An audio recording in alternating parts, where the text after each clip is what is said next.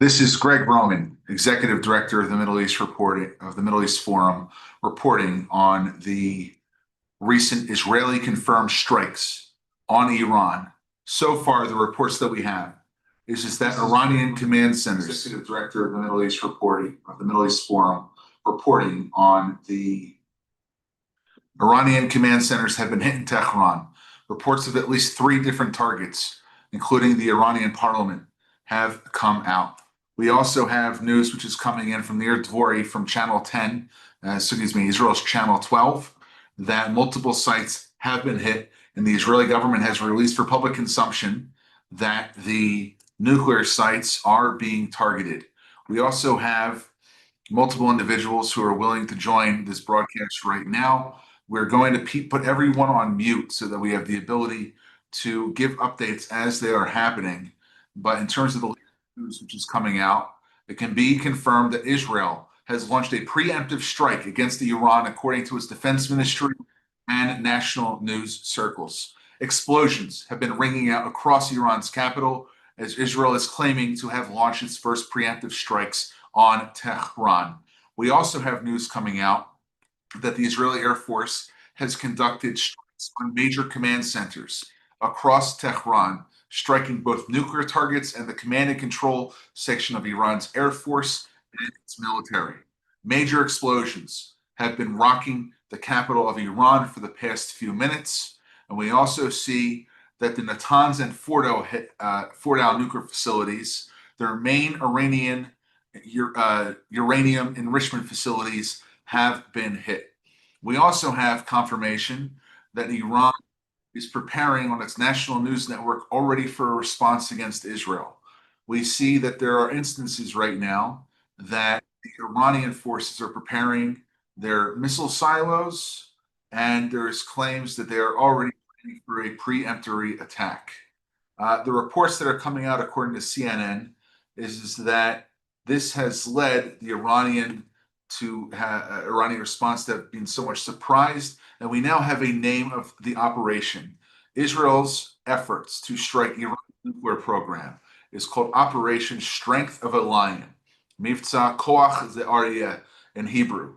We also understand that, according to Channel 13 in Israel, that it has been preparing for days of battle with Iran. This is not something that they're expecting to take place in one strike. There will be multiple sorties against Iran and also responses from Iran into Israel proper. The entire nation is currently going to the point where they are heading for the bomb shelters.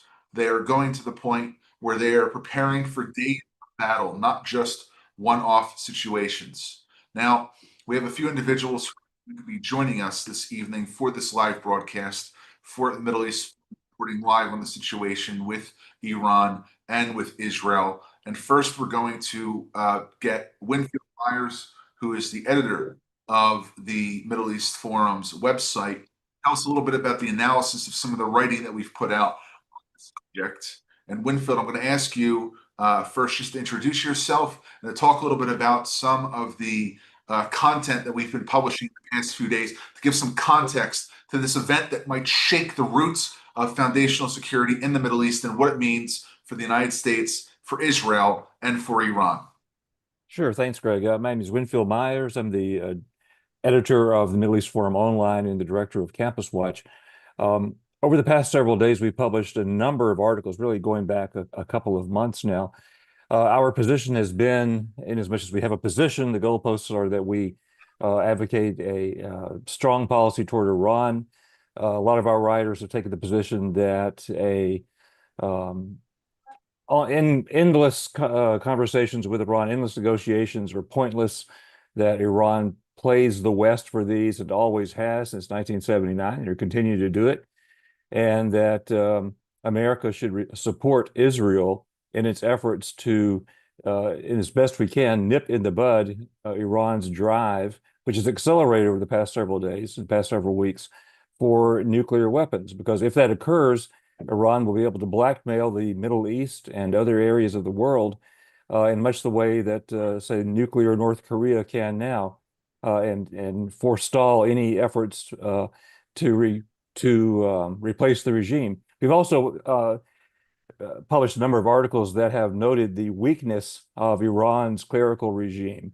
There's an enormous nationwide truckers' strike going on, which has crippled it. Iran is very corrupt. One thing to keep in mind about all dictatorships is they are run more like the mafia than anything else. And the people on the top can grow incredibly wealthy, become billionaires, while the people in the streets suffer. That has occurred in Tehran. There are roving blackouts and brownouts all over the country during Tehran summers and other hot places there. They suffered also during the winter. There are constant fuel shortages, constant shortages of consumer goods.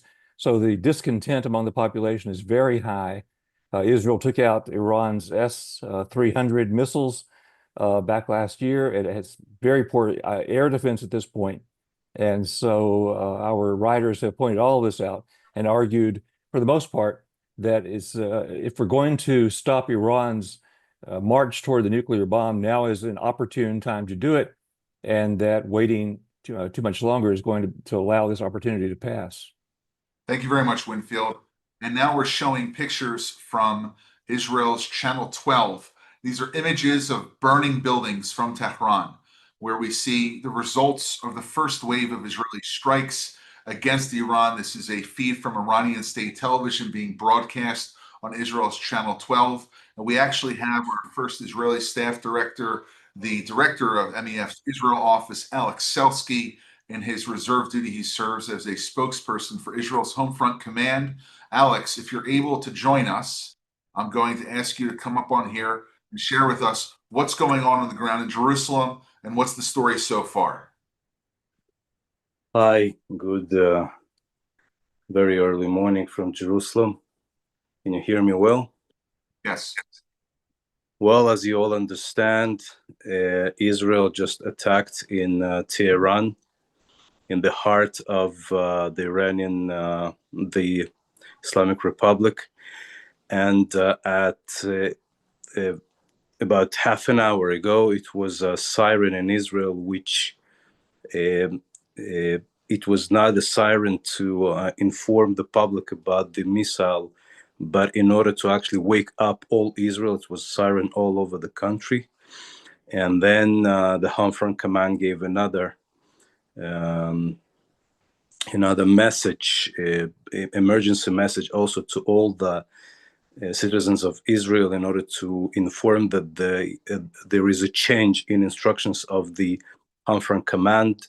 At the moment, there is full change, full red color in the whole country, meaning no work, no studies tomorrow. And I am a emergency briefing officer in my reserve duty in the Home Front Command. I'm going now to a TV station as all the members of our team to speak to the public and to explain what is happening now and what will happen soon. We're expecting for a reaction from Iran. We don't know exactly when and how large it will be, but we know that it will happen, and we have to prepare all the public to go to the shelters. Israel is ready. I can assure you that the Home Front Command ready. We've been training and working on this scenario for a significant time. If you have, relatives in Israel, please come there and explain them that all they need is to follow the media and to behave exactly due to instructions of the Home Front Command. Please follow the media. I'm sure that it will be many, many developments during the next hours. As you definitely understand, this is a significant attack. We already can see from the news that Israeli Air Force hit in Tehran itself, and definitely apparently in other places. So this is definitely a historic night, and IDF is prepared, and I will be happy to follow and to inform you during the next hours. Thank you very much, Alex, and stay safe. Thank you, you too. Now go to your duty station and serve your country. Thank you. An update for those who have joined us. a short while ago, Israel's defense ministry, half an hour ago, according to our Israel director, Alex Selsky, sounded an alarm in Jerusalem that was heard throughout the country. An alarm which was not meant to indicate an incoming rocket fire, but an alarm in text messages that followed up to the cell phones of every Israeli, telling them to head for the bomb shelters, because Israel has attacked Iran. So far, the targets of what we've been able to gather, both from Israeli and Iranian and American sources, is that major command and control centers in Tehran, Iran's capital, have been hit by the Israeli Air Force.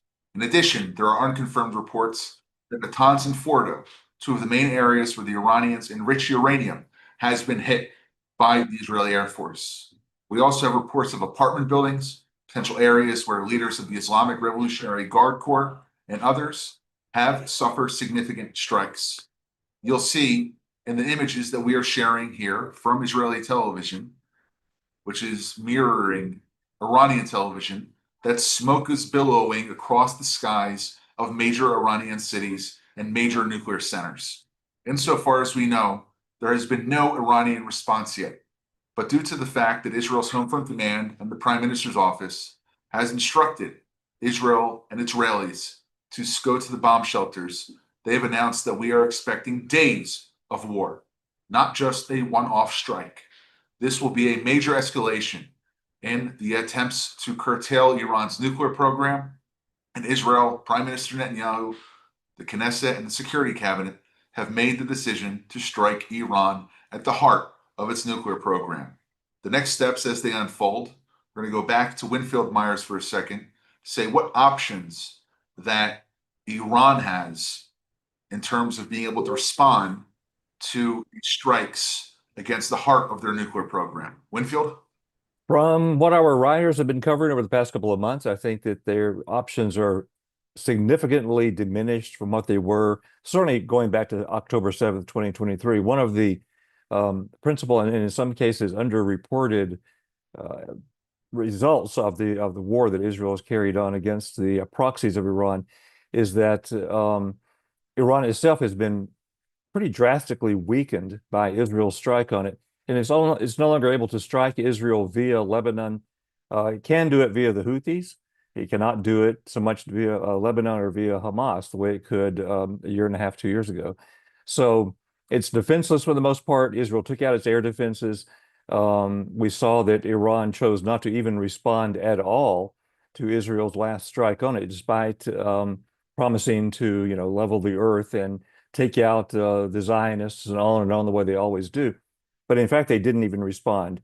So I think that tells you a great deal. Their response capabilities are drastically weakened now. No doubt that's one of the reasons the Israelis have chosen now to strike, while the Iranians are still weakened before the Russians, Chinese, and others can strengthen them to any appreciable degree. Thank you, Win. And for those who are now joining us, we're going to turn back to Israel's Channel 12 for some of the scenes coming out of Tehran. We are working diligently to try to gather as much information as possible on the situation right now. We have Nir Dvori, the head of Israel's Channel 12 military service, reporting on an attempt to assassinate the chief of staff of the Iranian army, Mahmoud Bagheri. We don't know if this succeeded, but you can see a burning building here before a short time in Tehran. And for those who are with us, we're going to take a quick 60-second break. We'll leave this up here for those who may understand Hebrew. We're going to be back in about 60 seconds. We just have to make a quick technical fix. We apologize for this, but this was rather expected yet unexpected. You don't know when these things are going to be taking place. And we are going to share this with the audio and see if we can get this through here and then put it on. Just give us about 60 seconds.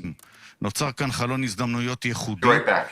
גם בהיבטים בינלאומיים, גם בהיבטים של חולשתה הרגעית של איראן, וגם בהיבט כמובן של האופן שבו הם ניסו לפרוץ קדימה עכשיו לגרעין, כשברקע הם כאילו מנהלים משא ומתן עם האמריקנים. ואל מול הדבר הזה, אמרנו כאן חולשתה של איראן, עדיין יש ברשותה טילים רבים מאוד, ראינו שהיא יודעת לשגר אותם, הם ינסו, זו הערכה הסבירה ביותר, לשגר טילים גם בשעות הבאות, ולכן הדריכות והציפייה מהציבור הישראלי להיות קשוב מאוד ולנהוג אחרת. As we just heard from Israeli television, we can confirm that this is not a normal strike. Repeat of April of 2024, the Iranians hit Israel in response to an effort in Damascus to try to get rid of the Islamic Revolutionary Guard Corps commander there. This is not October of 2024, when Iran launched hundreds of ballistic missiles against Israel, and most were intercepted, even though some came on Israeli territory. This is an escalation at a level unseen before in the Middle East. To think of the actual technical prowess of what Israel had to do to be able to find the locations of senior Iranian leadership who would be responsible for responding to Israel's attack, to know the time to hit, to know the air defenses which took place, the lack of warning on the Iranian side. This is something unlike any other military event that I can remember in the region, maybe going back to the days of shock and awe, which was meant to bring down Saddam Hussein in Baghdad, or the initial US bombing response to 9/11 when it first decided to go after the Taliban. But there's a lot of questions which are to be answered. I'm going to ask Winfield Myers to rejoin us for a second. And Winfield, what's the conversation that's been going on prior to this attack in Washington, D.C., both from the far left, the far right? What have they been saying would be the U.S. involvement in something like this? And according to reports that are coming out, the U.S. was not involved. Myers, rejoin us for a second. Yeah, that's exactly what we've been hearing, is that the U.S. isn't involved. Trump's rhetoric originally was that we were backing Israel to the hilt, and that Iran, he said as recently as today, I believe, that Iran will never be able to get a nuclear weapon. He has had Steve Witkoff speaking to the Iranians via Oman, and so the official line remains that Iran cannot acquire nuclear weapons, and that if they try to, I think Trump has said a couple of times that we wouldn't hesitate to bomb them if they did that. Remember last month we had B-2s and other aircraft in Diego Garcia. We had the Truman in the Persian Gulf and in the area around there. Those have all come back home. I would point out I'm not an arms expert, but I know that a B-2 can fly pretty easily from Missouri or Kansas, where it's based, to within range of Iran, thanks to tankers, and strike from afar and come back. They're over the horizon strikers. They don't have to be, this is World War II. We don't fly over cities and drop dumb bombs on them. So the potential for strikes is still there, but that's one thing we've heard from the administration. The far left, of course, some of the Democratic left, the more moderate, what's left of the moderate left, has been in favor of striking it, is my opinion. But the far right has been labeling this as the entree to World War III, which I think is absurd. There's an anti-Semitic element on the far left, of course, and the far right. And the far left, I think, is much stronger in that right now. But both are opposed to striking Iran. We've seen the pro-Hamas demonstrations throughout the country, and the efforts of academics and some think tankers who have been bought off by Qatar and others to downplay Iranian threat, and again say constantly that the Iranians are not going to acquire the bomb, and they seem not to worry too much if they did. So there's a lot of opposition to bombing. My sense, and one man's opinion, my sense is that mainstream American opinion would support the U.S. supporting Israel, not necessarily taking the lead and not putting troops on the ground. No one's talking about that, but the U.S. would support the U.S. Taking the lead, taking the Israelis' lead, and then coming in behind them and helping out. I don't think there's anyone on the sort of mainstream right who is against that, but it's a divided country. Okay, thank you, Winfield. We're going to bring some images from some of our sources in the Middle East, showing us the view from the ground on the Iran side of these strikes. We just have to really quick set up the image. As we said beforehand, We were not in any right mind ready for this insofar as related to the media expose of this. But we also have a guest on the ground in Israel, our friend Maya, who's going to be joining us in a few. And let's get some of these images from what's going on in Iran. This first coming from Tehran. You can see in the smoke erupting from the hills. This looks like it is south of Tehran, one of the Dia neighborhoods. You see that as they pan the camera, that this is the location of one strike, but I believe that they go over into the next image here, which we'll look at in a second. And we do have some stills from the attacks that took place. Here we go. This is a report from a high-rise residential building in Tehran, which came out just now. At least 3 targets on the video. And I think that we can also probably bring to you some of the pictures from the nuclear facility at Isfahan. Another image from the overlook in Tehran being shared now. These are some images that come.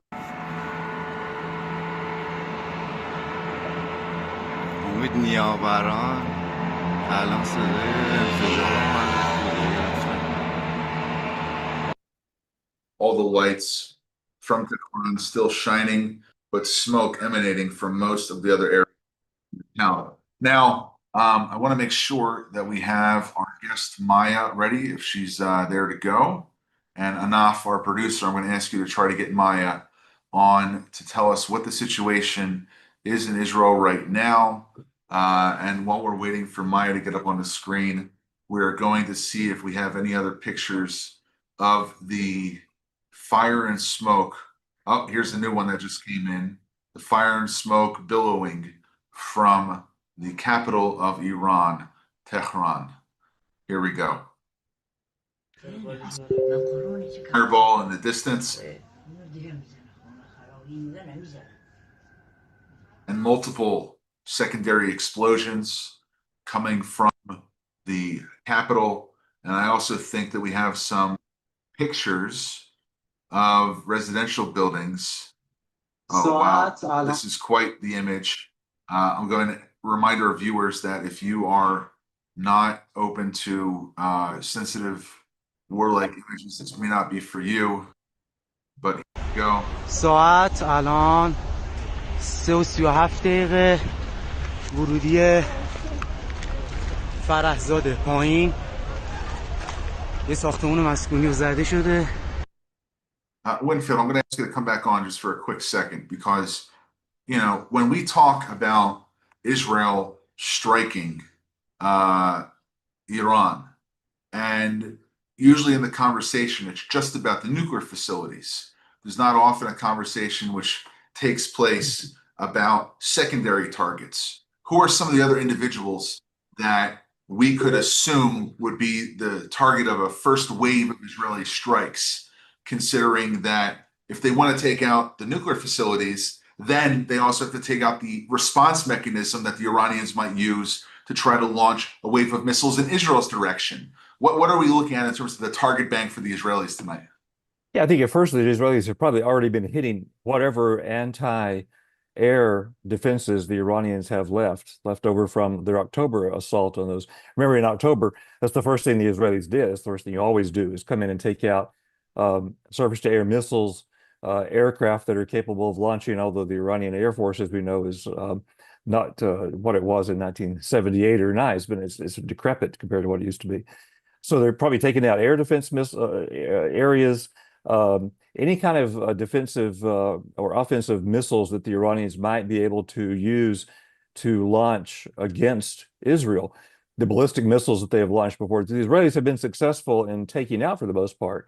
But you know, you can't bat 1,000 all the time. So sooner some of these are going to get through sooner or later, probably. But I think it's probably striking those. They're probably striking all of the Israelis obviously have infiltrated Iranian intelligence to an enormous extent to have killed Ismail Haniyeh via a bomb planted months in advance in a ostensible safe room in downtown Tehran when they wanted to kill him tells you what you need to know about that. So I imagine that they are striking leadership in Tehran. Why would not they not try to take out Khomeini while they're doing this? The way they took out Ismail Haniyeh, the way they took out Hassan Nasrallah, the former head of Hezbollah, decapitate them. That's one of the oldest methods of warfare from the Greeks forward. You take out the leaders to the best of your ability. So I'm sure they're doing that. I'm sure they're crippling any air defenses they have and any Air Force ability to strike back. Again, it's the ballistic missiles that would worry most of us, I think, about this, because they're so hard to strike. And as far as the nuclear facilities, which of course are behind all of this, where they, if Iran didn't have nuclear capability or getting close to it, none of this would be going on. So I'm sure they're striking the nuclear. And as Michael Rubin at the MEF has pointed out many times, you don't have to destroy those. You have to just cut them off. You have to bury the entrances. You have to bury the people inside, the miles underground, a mile underground, hundreds of feet underground, whatever the case may be. Once you've done that, it's like sealing off a coal mine by blowing up the entrance to it. They can't get out, and they're going to run out of oxygen and power sooner or later. I just want to make sure that if there's anyone in the audience that has a question for one of our analysts to be able to answer anything that's going on the ground right now, please feel free to either write on YouTube Live if you're watching it there, or here in this Zoom call right now. Apologize, we had to mute and not show video for others. It sort of disrupts our broadcast, but you'll see some of the images here coming out of Iran. I mean, this is one of the nuclear facilities, which is now online. This is reports coming live. If you can see the side of my screen, Winfield, just confirming you can see it. Yes, I can. Okay. And we just want to be able to make sure that we give an on-the-ground perspective to everyone who is joining us now on this broadcast in terms of what's going on in Iran. We have some images coming out from buildings, entire buildings being toppled in Tehran. This is from Iranian state television that we're watching this right now in terms of the response. We see that building on fire. We see cars smattered in debris. We see the moment that an entire, looks like 3 levels of a building have been knocked off. We see some of the attacks and the responses here. Again, we see some of the air defenses. This is Iranian air defenses that are responding to the instance of provocations being brought against the Iranians. And I think we might even be seeing some of the Israeli attacks live on Iranian state television. To tell us what this means for the U.S. perspective, I'm now going to bring Benjamin Baird, who is the director of MEF's legislative efforts and our outreach on Capitol Hill, here to discuss a little bit more about what the specific meaning is for not just the Israel and Iranian context, but Ben, you served on the ground, multiple tours in Iraq. You know what happens in terms of U.S. force protection measures. What is it that if you're a U.S. soldier serving in Iraq right now, what are you thinking? If you're a commander, what's the U.S.'s force distribution? And I just want to make sure that we can get him on here. Ben, I think you just have to show your microphone and you have to, there we go. And Ben, tell us, if you're an American soldier, if you're an American commander in Iraq right now, in any U.S. forward deployed base, this starts cooking off between Israel and Iran, what are you going to do? Well, in a forward deployed base, you're going to go on high alert, of course. You're going to get all of your indirect fire teams ready. You're going to have your anti-aircraft, your anti-drone on high alert. You're going to have all of your force protection measures on maximum security. All of your forces on the perimeter, or you're going to have extra guards on patrol. Your intelligence, you're going to be fed live intelligence directly from Washington, D.C. for the latest information. It really, our forces, I'm sure, are very prepared for something like this. It was anticipated. So I imagine they're at full alert and able to respond to anything that comes down from Iran or any of its regional proxies in Iraq. Of course, today there were Iraqi militia groups that claimed that if there was an attack, that they would send hundreds of suicide bombers at U.S. and allied forces in the region. So they're certainly going to be shutting down any sort of traffic that normally goes inside and outside of U.S. bases in the region, at least until this is well over and they can be sure that they're secure. Thank you, Ben. I'm also going to ask Lieutenant Colonel in the U.S. Marine Reserves, the director of our Red Sea Security Project, Eric Navarro, reporting from Florida on what this means in terms of Iranian proxies. We've seen the rhetoric out of Tehran. We've seen the Israeli initial strikes. What options does Iran have to respond to this Israeli strike? And also to add on to what Ben was talking about, what could this mean for Iranian proxy attacks against U.S. forces in the region? Thank you, Greg. Well, obviously, they've already the mullahs have leveraged the proxies to do attacks throughout the region. The Houthis being the most recent and the most effective. They are going to seek any means necessary or any means possible to strike back, because the regime has to show strength at a moment of weakness. Otherwise, it could topple, and they know that. So I expect them to strike in all different directions. That's why you saw the preparations leading up. There were reports of evacuating U.S. locations in Baghdad and throughout the region, taking necessary precautions in case of these. I just saw across social media that I believe it's attributed to Secretary of State Rubio, where he is saying that the U.S. forces are not participating in this strike and that Iran should not seek to attack any U.S. personnel. I think that's trying to get out ahead of that. And then we would obviously have to retaliate if Iran attacks any U.S. personnel. So he's trying to mitigate that threat. But I do expect a wide range of retaliatory actions by Iran. Thank you, Eric. We're now going to turn to Maya Sinai, who is on the ground in Israel.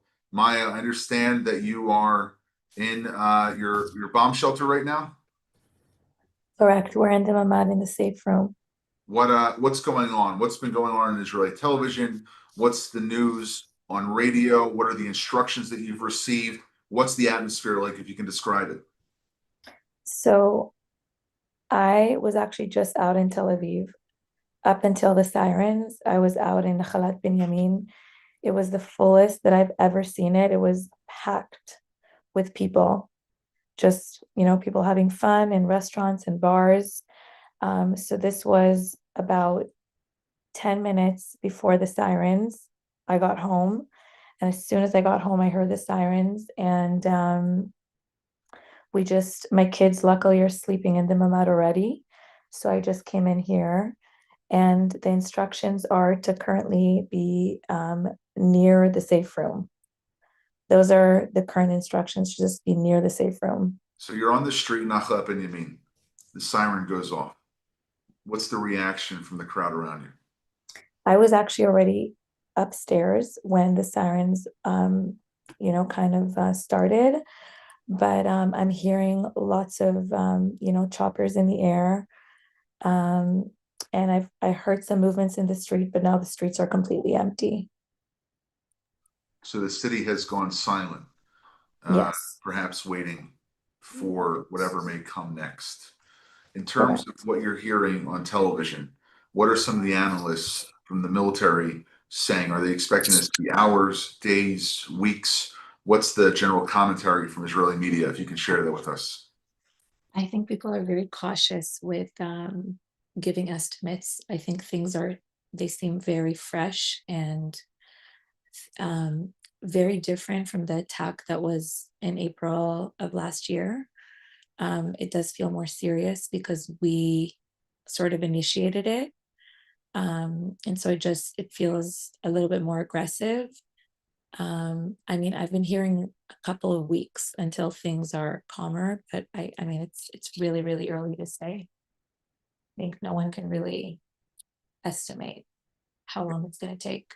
Maya, is there anything that you want to share with our audience, those watching on YouTube or those here in the Zoom chat, in terms of things that we can do to provide solace and comfort in Israel's time of need now that this major threat to both Israeli and I think Western security is being dealt with by the Israeli Defense Forces?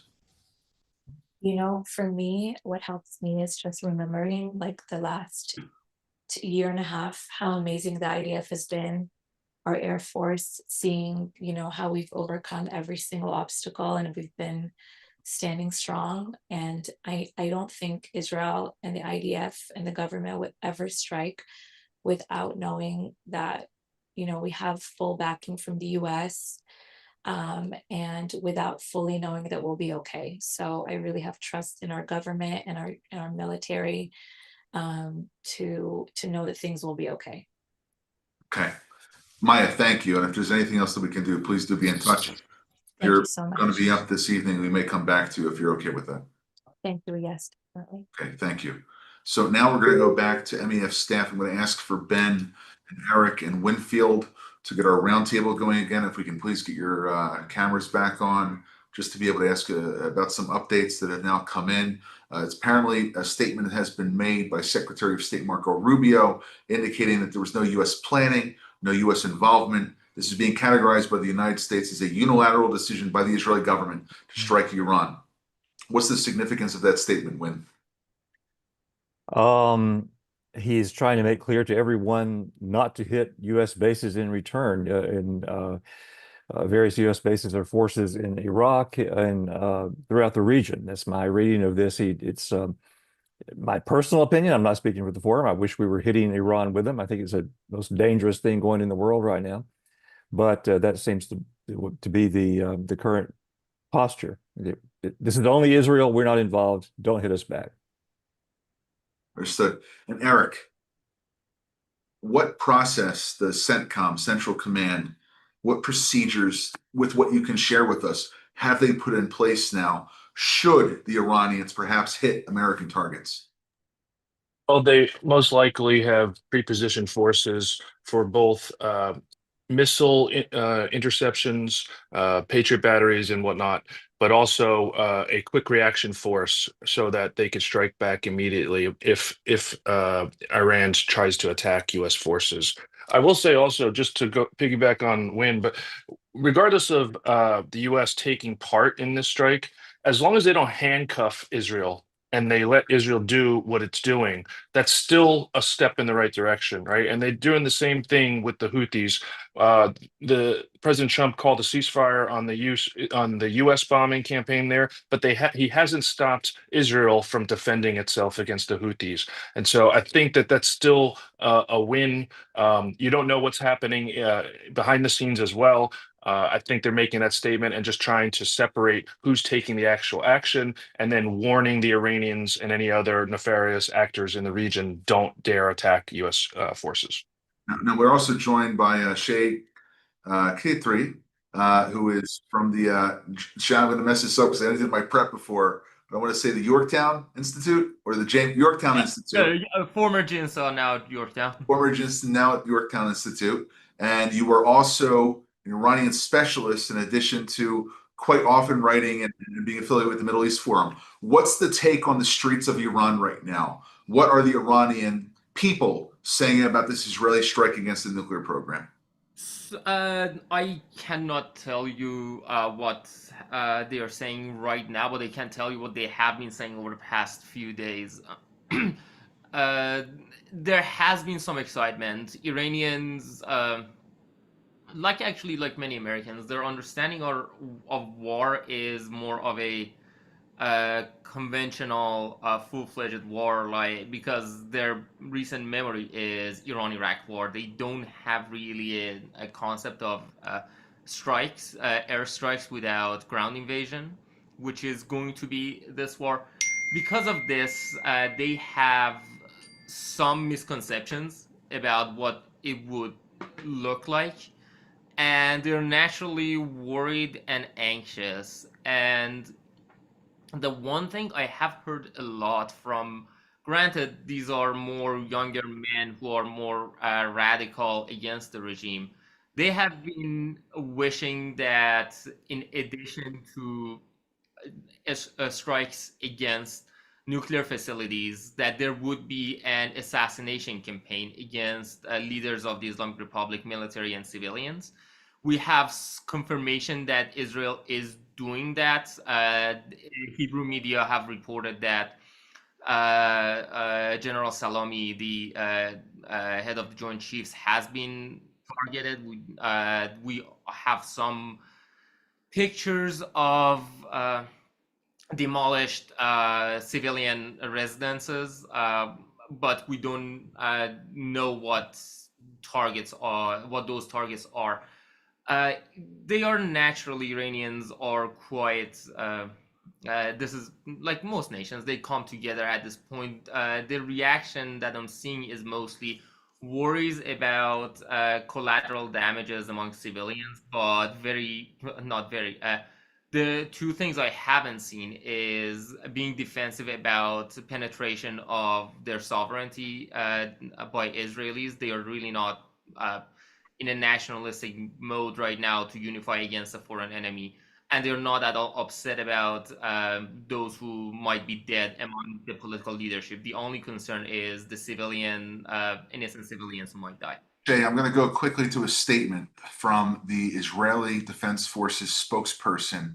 We're going to bring this live to an update about its announcement relating to its preemptive strike against Iran's nuclear program. Maybe we can get some of your thoughts on this. According to the IDF spokesperson's office. A short while ago, following the directive of the political echelon, the IDF launched a preemptive, precise, combined offensive based on high-quality intelligence to strike Iran's nuclear program in response to the Iranian regime's ongoing aggression against Israel. A short while ago, dozens of Israeli Air Force jets completed the first stage that included strikes on dozens of military targets, including nuclear targets in different areas of Iran. Public is requested to follow the instructions of the IDF. The IDF and relevant authorities are prepared for a wide range of scenarios in defense and offense that may be needed. This is, I think, the interesting part that we're getting to. For years, the Iranian regime has been waging a direct and indirect campaign of terror against the state of Israel by funding and directing terrorist activities via its proxies across the Middle East, while advancing towards obtaining a nuclear weapon. The Iranian regime is the head of the axis responsible for all terror attacks against the state of Israel since the beginning of the Swords of Iron War, including by arming and funding the Hamas terror organization, which was responsible for the October 7th massacre. During the Swords of Iron War, Iran even directly attacked Israel twice, firing hundreds of missiles towards the state of Israel. The Iranian regime has proclaimed that its objective is to destroy the state of Israel. Senior officials in the Iranian regime have publicly declared their intent to destroy Israel, and are operating to achieve this together with their proxies in the Middle East. Today, Iran is closer than ever to obtaining a nuclear weapon. Weapons of mass destruction in the hands of the Iranian regime are an existential threat to the state of Israel and a significant threat to the wider world. Let's break that down for a second. First, they say this is the first stage, meaning that there will be more attacks against Iran. They mentioned the leadership as a target, not just the Iranian nuclear program. They also mention that this is a multi-combined target against different areas of Iran, dozens of military targets, going to what Winfield Myers spoke about earlier. The idea that this is going to not just go after the nuclear program, but against Iran's capabilities to strike back against Israel. And also, they say that this is going to be for a matter of days. It's not going to be something that is a one-off or a few stages tonight. This is something that it looks as if though they are in for the long haul. And we have the first report here of an Iranian fighter jet launching into the sky. I'm going to bring this to you from Tehran airport. This is a MiG-29 taking off from Iran. Looking like the Iranians are deploying fighter jets. This may get even a little bit more kinetic than we may have expected at the early outset. We now have Iranian fighter jets going into the airspace above Tehran, perhaps getting ready for the next Israeli wave. Eric, if we could go to you for a second. Militarily, what kind of targets is Israel looking to target in its first wave, and what will it be looking in subsequent waves in order to dismantle and destroy both Iran's nuclear program and also its military capability to respond? So they'll obviously target the nuclear facilities, but from a military standpoint, any ballistic missile launch ability, they will target that. They will target command and control nodes and communications infrastructure. The other piece, and you saw with the MiG taking off, they will take out any air force or any air assets that can be launched and try to reach and retaliate against Israel proper. I will say also that I'm fairly confident in their ability to do this. They showed in the previous strikes they wiped out Iran's air defense system in a couple of days during the last strike. In fact, that's I think why this is such a unique strategic opportunity for Israel to take out the nuclear facilities because of the response or the success of those last strikes. So they're building on that success and they're going for the kill here strategically to set back the Iranian regime for decades. Thank you. And now we have some images coming out from the sheer amount of destruction in Tehran. This is a picture from a residential unit in Narmak, Haj Sadachi Street, and inside of Haft Square. We see that the entire building was taken out. This is from Iranian state TV, if everyone is able to see this. And we also have reports right now that significantly Israeli ministers have been moved to a secure location in advance of expecting the Iranian response. And also a report just out from the New York Times, oil prices have jumped to the highest in months on concerns about supply disruptions. So we see that this is starting to have ripple effects outside of Israel and Iran. There also, to report, is a statement coming from Israel's Prime Minister, Benjamin Netanyahu, who says that, quote, we must act quickly against the Iranian nuclear threat and the Iranian missile threat. These are existential threats to Israel. To the Iranian people, your day of liberation is closer than ever. Shay, do you think that this message from Israel's Prime Minister indicating that this isn't just about the nuclear program and the missiles, but this is an opportunity for the Iranian people to rise up, is something that will be received positively in Iran? One of my favorite images is from the previous round of protests in 2022 is someone stepping on a street sign, and the name of the street was Palestine Street. And now you see images that sometimes people would put up a fake street sign as Netanyahu Street. Iranians would do that. The public opinion in Iran has changed a lot in favor of Israel. I don't want to exaggerate it, but it is a very different country than what we used to see 20 years ago that was chanting death to Israel. I'll give you a personal anecdote. When I was living in Iran, I was quite outspokenly and recklessly pro-Israel, and I had this back and forth with my friends that how can you be pro-Israel? What the Lebanese, poor Palestinians, etc., etc. These back and forths were happening, and this very same friends, when I criticize Prime Minister Netanyahu for anything, and now I'm subject to their scorn of how dare you criticize our greatest supporter. And I have a friend who jokes that if there's a riding presidential campaign in Iran, it will be a runoff between Trump and Netanyahu. Again, I don't want to exaggerate this to a comical level, but I think that if there's a coordinated campaign by Israelis to eliminate the heads of domestic security forces, as well as certain civilian leadership, political leadership, I do think that there will be some effort for Iranians to pour into the streets to see if they can exploit the situation. Whether they will succeed or not, I cannot determine, but it depends on who is getting attacked, who is getting neutralized by the Israelis. Okay, thank you, Shay. Ben, I'm going to go to you for a second. There's been a lot of conversations on Capitol Hill about what to do about the Iran issue. are you hearing anything from members of Congress, from staff that you work with, and even things that were made? We had a statement made by Senator Tom Cotton of Arkansas yesterday, where he said that the Secretary of Defense confirmed that Iran was marching towards a bomb. We had the statement by the DIA at the beginning of May that Iran was 1 week away from a nuclear weapon. What's the congressional response to this right now? And if we don't have that information, what's it likely to be? Right. Well, there is a full range of legislative proposals that Congress has put together just in the last couple of months, even. The first thing they're going to need to do is pass the Solidify Iran Sanction Act of 2025. This is a bill that would make sure that the Iran Sanctions Act of 1996 does not permanently sunset. But then there are other options at their disposal. The Enhanced Iran Sanctions Act of 2025 this is a bill that targets sanctions evasion of Iran's energy sector. It focuses on oil and gas in those sectors that have allowed Iran to sort of buffer and not feel the full effect of American sanctions because they've gone to Chinese markets. This bill would help solve some of those problems.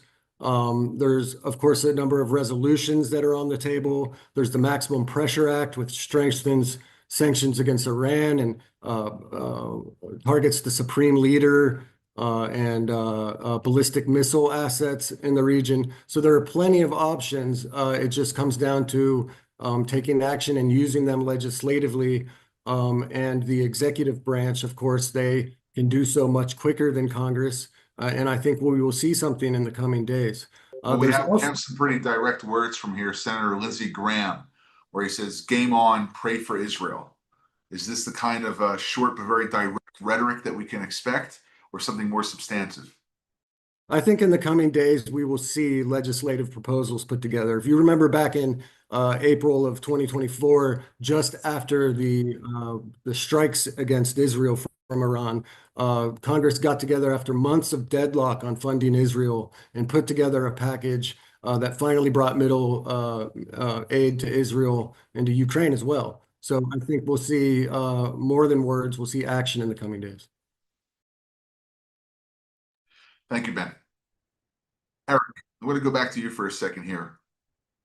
What kind of proxies does Iran have at its disposal? You've been focusing on the Houthi threat for the better part of a year. What can it activate beyond launching missiles from Iranian territory at Israel? Well, I mean, the missiles, let's not discount the missile threat. They've continued to launch missiles even after the U.S. Ceasefire, and their range and precision have improved and threatened the airports and infrastructure in Israel. But also they can launch naval attacks. I believe that Israel just had a naval mission recently against the Houthis, which was kind of first of its kind. They can do, besides the Houthis, right? Hamas is still a threat, Hezbollah, some of the other regions. But beyond the retaliation against Israel directly, I would look for Iran to tempt and try to pull the U.S. Into this and make it as messy as possible. I think we have to take the broader geopolitical strategic environment at play here.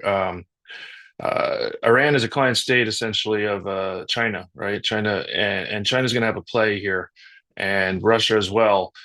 So there's a lot of different moving pieces in the region, and I don't know how China is going to react, especially depending on the effectiveness of this Israeli campaign. If it could lead to regime change, that's going to be a major shift in regional power politics, and I expect the near peers to react accordingly. Let's share some video which has now come in from the Natanz enrichment facility. This is a car driving along the highway outside of one of Iran's major enrichment facilities, and we can see that there are demonstrable results from Israel's attacks against Iran's nuclear program. Can't see much from the video itself, but that kind of fire, at least I'm thinking that had to be a precision strike, because this area here is underground, and you can imagine that there's not that many oil facilities there. As we have more video footage that comes in, we'll try to analyze what this actually means. But Winfield, we had a question that came in from Steve Schimmel, the executive director of the Jewish Federation of Central Massachusetts, in our chat here. He asks, what are the implications for Jewish communities in the United States? We've written a lot about this, and I think that you might be best versed to share what does this mean, not just for the Jewish community, but what does this mean for communities that are pro-Israel across our country? Sure. I think it means that the agitation you already see in place around the country, sparked by October 7th, and of course, latent before that with the anti-Semitism of the far left and the anti-Semitism of the Islamists meshing as it has, will be increased. I mean, if the riots in LA, for example, ongoing, have this element not only anti-Trump, anti-police, but again, putting it all in the mix, the red-green alliance, dominated by the red, as our Sam Westrup has pointed out so often, with Chinese Communist Party money and other monies coming in from the left. I think you're going to expect to see that increase. This will be fuel to the fire to that. And going back to the assassination of that we saw at the Jewish Museum in Washington, and the attacks with Molotov cocktails in Boulder, and going forward, Iran and its, I don't want to call them proxies, it's probably too strong a word, but certainly their allies, the pro-Hamas wing of the far left in the United States, will, I think, accelerate their efforts to harm Jews in the United States, physically harm them, and not just, and of course, intimidate them. So look for things to get hotter than they already are, I would think. For those who have just joined us, I'm going to give a brief review of what's happened in the last hour. First, Israeli media reported about an hour and a half ago that sorties were launched against Iranian nuclear and military targets across Iran in what's been called stage one of an attack against Iran's nuclear facilities and its military support. We also have reports that the Pentagon has been put on high alert to expect a potential Iranian response. Israel closed its airspace until further notice, preparing for what the IDF spokesperson calls days of battle with Iran. The Israeli operation has been given the name Strength of a Lion, with pictures on Israeli television now showing burning areas of Tehran, especially those residential areas which were alleged to have held senior Iranian military officials. Targets of these targeted assassinations by the Israeli Air Force include Iran's Chief of Staff, Mohammad Bagheri, the Islamic Revolutionary Guard Corps Commander, Hussein Salami, the Islamic Revolutionary Guard Corps Aerospace Chief, Amir Ali Hajizadeh, and also another report where Iran has now closed its airspace off, with Iranian state TV confirming that nuclear facilities such as Natanz and Fordo have been hit. Israeli strikes have also been reported in Karamabad and Hamadan in Iran. And we also have reports that the Iraqis have closed their airspace, probably getting ready for a potential Iranian response against Israel. The words of Prime Minister Netanyahu in an address to the country: the Iran operation will continue as long as necessary. He says the day of your liberation from tyranny, speaking to the Iranian people, is closer than ever. He gives a brief update on the targets that the Israel Defense Forces have gone after, saying, quote, "We struck at the heart of Iran's nuclear enrichment program and nuclear weaponization efforts. We targeted Iran's main enrichment facility in Natanz. We also targeted leading Iranian nuclear scientists working on the bomb, as well as the core of Iran's ballistic missile program." This is new news. We'll get to this analysis in a second. And lastly, we have a report that alongside widespread Air Force strikes, the Mossad led a covert operation deep inside Iran, targeting Iran's strategic missile systems and air defense.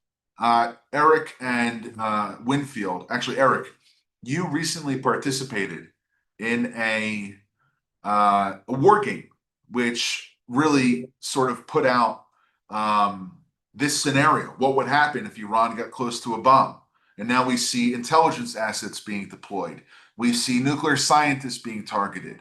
We see aerospace engineers that are responsible for Iran's ballistic missile program being targeted, in addition to the nuclear program, in addition to military facilities, in addition to military targets. Is this a one fell swoop effort to completely decimate not just the infrastructure, but also the know-how behind Iran's nuclear program? And what's the significance of that?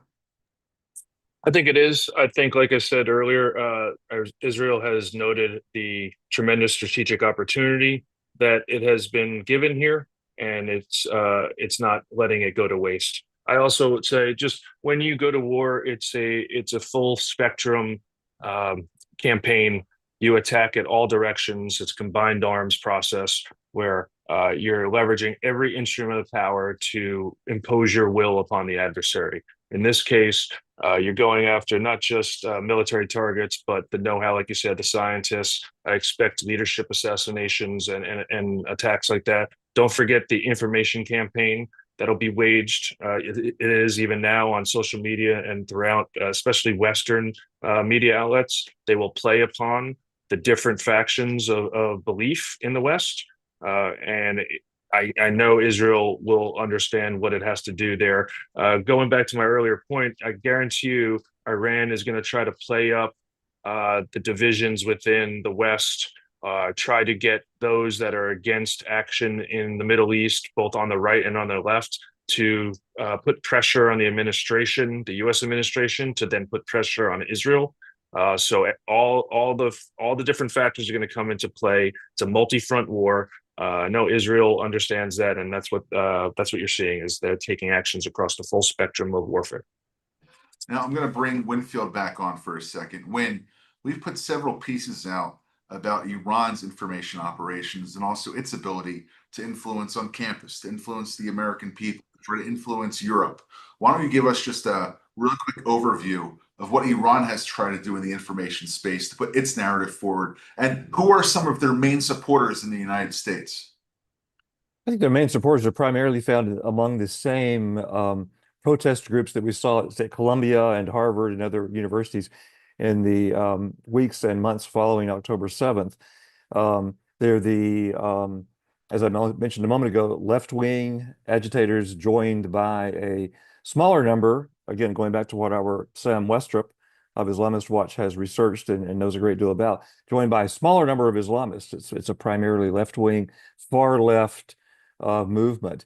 And I'm sure they have plans in that. I mean, we've been told by some of the hostages, these Israeli hostages that have been released, that they were told by their captors that they had essentially friends on campus, pro-Hamas agitators on campus who were helping them, and that they appreciated all of the agitation they received from there.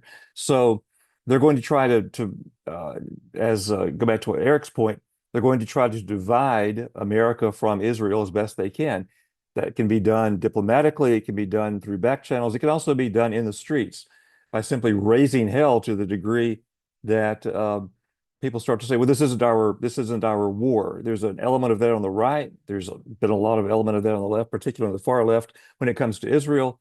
And if they can strengthen that in any way that they can, I'm sure they'll do it in an effort to divide America and Israel, or at least give the perception of that division. They'll probably play within certain elements of the White House, certain elements of Congress to do that. Tell Ben can tell us more about the what's going on the Hill with that. But I look for them to try to cause chaos to the greatest degree possible here in the U.S. Thanks, Win. We have some more news coming in terms of additional targets that Israel went after. We have the heavy water facility in Arak. We have explosions in Isfahan. We have Israeli attacks in the West Azerbaijan province of Iran. Shay, I'm going to bring you in here because you're going to help us a little bit with the geography on this.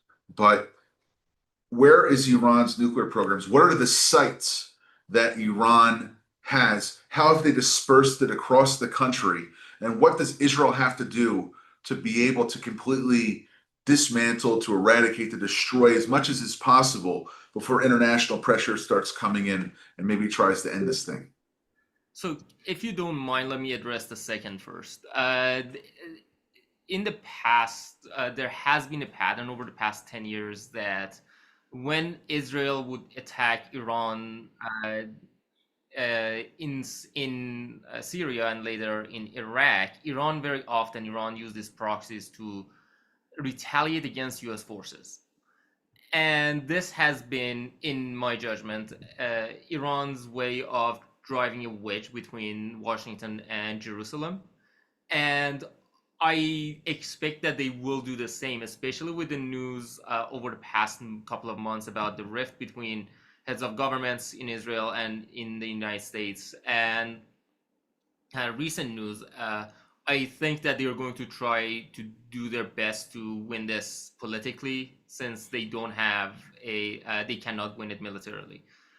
As for your first question, excuse me, the the sites that we are most familiar with are Natanz in closer to the center of Iran, near Esfahan, in Esfahan province, maybe in the southern half of Iran.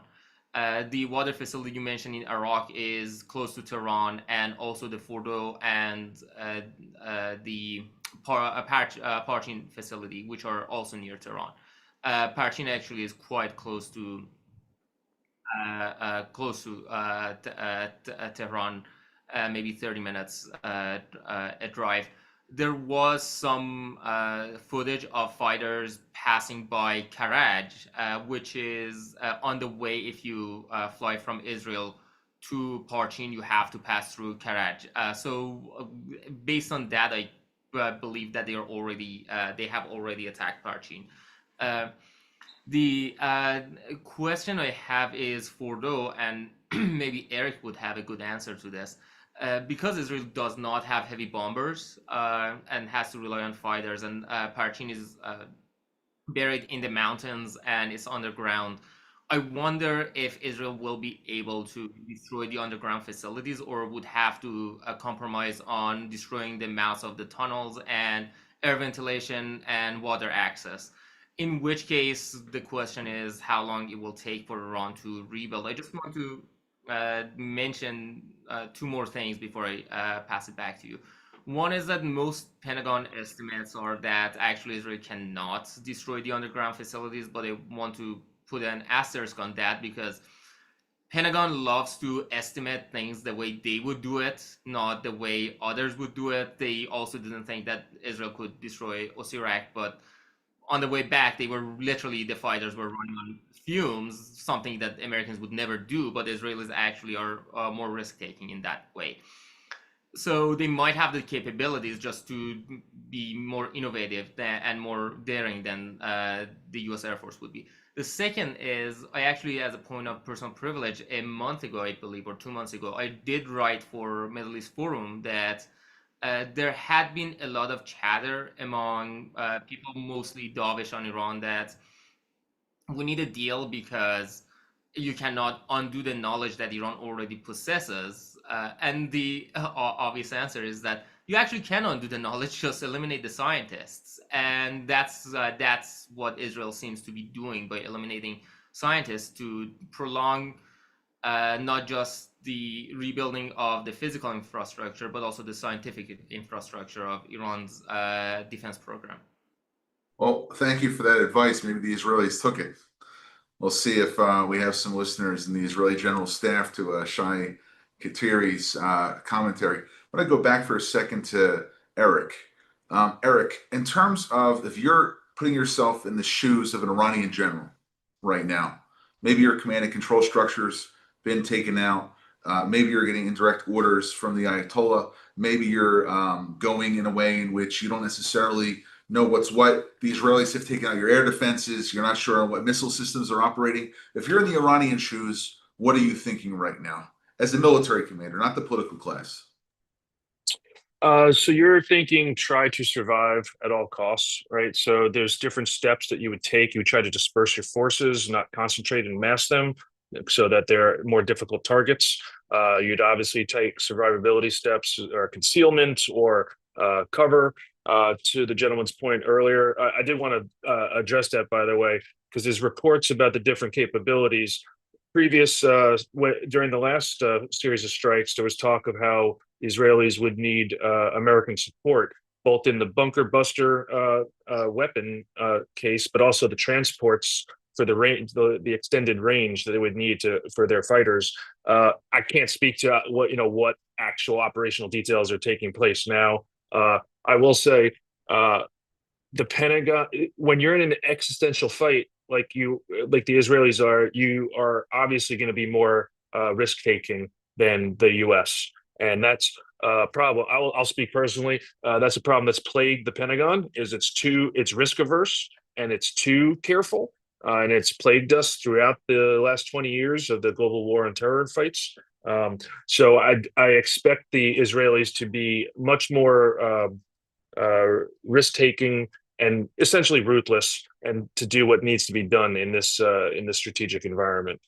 So, thank you, Eric. Now we have Michael Rubin, our Director of Policy Analysis in Washington, who is able to give us a little bit more perspective on what this means from the larger strategic conversation. Michael, we've been talking for the last hour about the up-to-the-minute update of what's been happening with Iran, with Israel, what might happen with the United States, what's happening with proxies. Please give us the bigger story here. What does this mean for the decades-long history of enmity between Israel and Iran? And also, what does it mean for U.S. interests?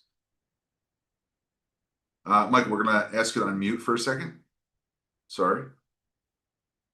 You know, Greg, the naysayers have always said that Iranians are nationalistic and that there would be a huge backlash if the United States or Israel did what Israel is doing right now. It looks like the naysayers were wrong.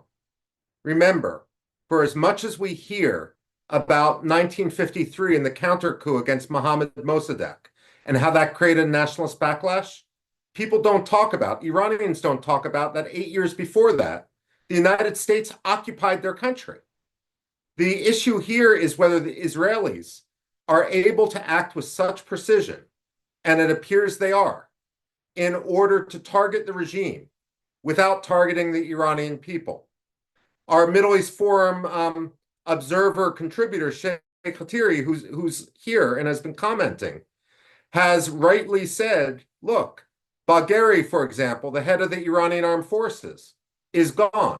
There's rumors that Pezeshkian, the president of Iran, has been attacked. It's unconfirmed, but there's rumors about Supreme Leader Khamenei too, who technically is the commander-in-chief of the Iranian military. Now, Iran has the Islamic Republic of Iran, while it's treated in the United States and among academics and too many diplomats as the natural apex of Iranian political evolution, it's always been an anomaly. And Iranians understand that it's a zombie regime. It's lost its legitimacy. We've had nationwide protests that began in 2009 and have occurred periodically with greater frequency. Right now, we have a trucker strike, which is active in 120 different Iranian towns and cities in over 31 provinces. And Sheikh Hatiri has also written a piece, which appeared a couple days ago in the Middle East Forum Observer, long before it appeared in Washington Post or New York Times, that talked about a recent murder of an Iranian woman in the Iranian equivalent of Uber, a company that is a major shareholder of which is the Islamic Revolutionary Guard Corps, and what impact that might have. The clear point is the regime no longer has the legitimacy of its people. Now, I have some questions moving forward. We talk a lot about the military analysis right now, but what comes next? In 1991, when the United States liberated Kuwait, that enabled great diplomacy. That enabled the Madrid Conference. The Syrians and the Palestinians sat down with the Israelis, and the Khartoum declarations, 3 no's, fell by the wayside. I mean, we need to start talking about what opportunities might exist if Iran collapses. And as an American, I never served in the military, but I spent a lot of time in Afghanistan and Iraq. Eric here has served in the US military. We know that the Iranians are responsible for the deaths of several hundred Americans through explosively formed projectiles and other means. The question I now have for the Trump administration is, what are we going to do should the regime fall? To track down and trace those who were directly responsible for the deaths of Americans. That is a means by which we can restore some of our diplomacy, by showing the world that, unlike 1983, and with the Marine barracks bombing in Lebanon, and 1996 with Khobar Towers attack in Saudi Arabia, and 2003 onward with the explosively formed projectiles, that despite multiple administrations and secretaries of state who counseled diplomacy and turning the other cheek, the United States doesn't forget. That's how we restore diplomacy. That's going to be essential in the future. Thank you very much, Michael. And we are maybe going to have one follow-up here. We just have to get off on this side. Michael, you're President Trump. What do you do in this situation? Well, first of all, I thank the Israelis for doing what President Trump has demanded of every ally, taking matters into their own hands rather than expecting the United States to be the world's policeman. Number two, we recognize that we thank the Israelis for warning us so that we could protect our own bases, the Fifth Fleet headquarters in Bahrain, the U.S. Embassy in Baghdad, and so forth. But we also mobilize. If the Iranian regime falls, what are we going to do to help mop up Iran's so-called axis of resistance? What are we going to do to tell the Iraqis that the time is now, no more BSing? It's time to end the Badr Corps. It's time to end Asayib al-Haq. It's time to end Kataib Hezbollah. It's time for Muqtada al-Sadr to turn away. The fact of the matter is, both in Iraq, which I and John Spire work on a great deal, and Yemen, where Eric Navarro leads the team, there's a lot that can be done that the United States can do to mop up the so-called axis of resistance. But there's also one other important thing. You know, without doubt, the Islamic Republic of Iran has been the world's greatest state sponsor of terrorism, and the State Department has enshrined that in its annual terrorism reports. But we need to ensure that these orphan groups from the axis of resistance, Hezbollah, the Houthis, Hamas, don't simply find a new patron in a country like Turkey.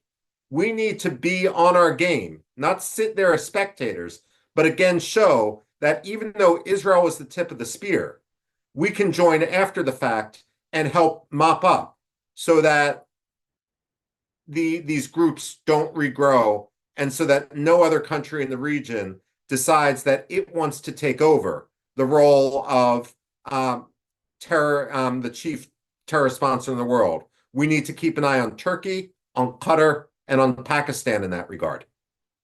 Thank you, Michael. I think that Shay had something he wanted to ask of you. Of course. To ask here from our panel. I actually wanted to just make a point, sorry, not to ask a question, because you asked what Iranians are saying. I've been asking around and also checking stories and posts on social media. It's almost unanimous that they are happy, excited, worried about average people, and most amusingly, a lot of calls for Israel to eliminate Mojtaba Khamenei's son, who's basically the Cesare Borgia of Iran. A lot of calls for that. Okay, I have something to say back to Sheikh Hatari. Sure. The Islamic Republic is falling. That beard has to come off and you need to start wearing a tie. It's not the Iranian in me, it's the millennial in me. Okay, fair enough. No, and Greg, we'll take Shay for right now, and I'll take I just turned 40, so I'm going with the millennial thing here now. But Michael is correct. He was able to not just suit up, but give great analysis on 2-minute notice. So that's the yeah. And if I may, Greg, I'm going to rejoin after I file a few more pieces, but I'll be up all night, and I'm happy to keep rejoining you. Okay, thank you, Michael, for your analysis, and we look forward to going back to you. Okay, thank you. Now I'm going to hand this back over to Winfield Myers. And Win, I'm going to ask you to take the anchor chair for Shay and Eric for about a minute, because we've been at this for about an hour and a half. I need to get a glass of water, but didn't have my kids over here to go ferry water. They're already in bed. But I'm going to make this over to you. And what I'd like you to do, if you're okay with this for our audience, is to sort of walk through how we got to this point, because I think it's important. A lot of people are going to have questions about what happens in the next few hours, the next few days. But it's also important to recognize, how did we get to this point? And what was some of the writing that Eric and Shay and some of our other authors who we're going to try, who we're in touch with right now, to try to bring them into the studio, the virtual studio, to talk about this. And maybe you can kind of walk us through, after October 7th, how Israel and Iran got to this point. Sure, thanks, Greg.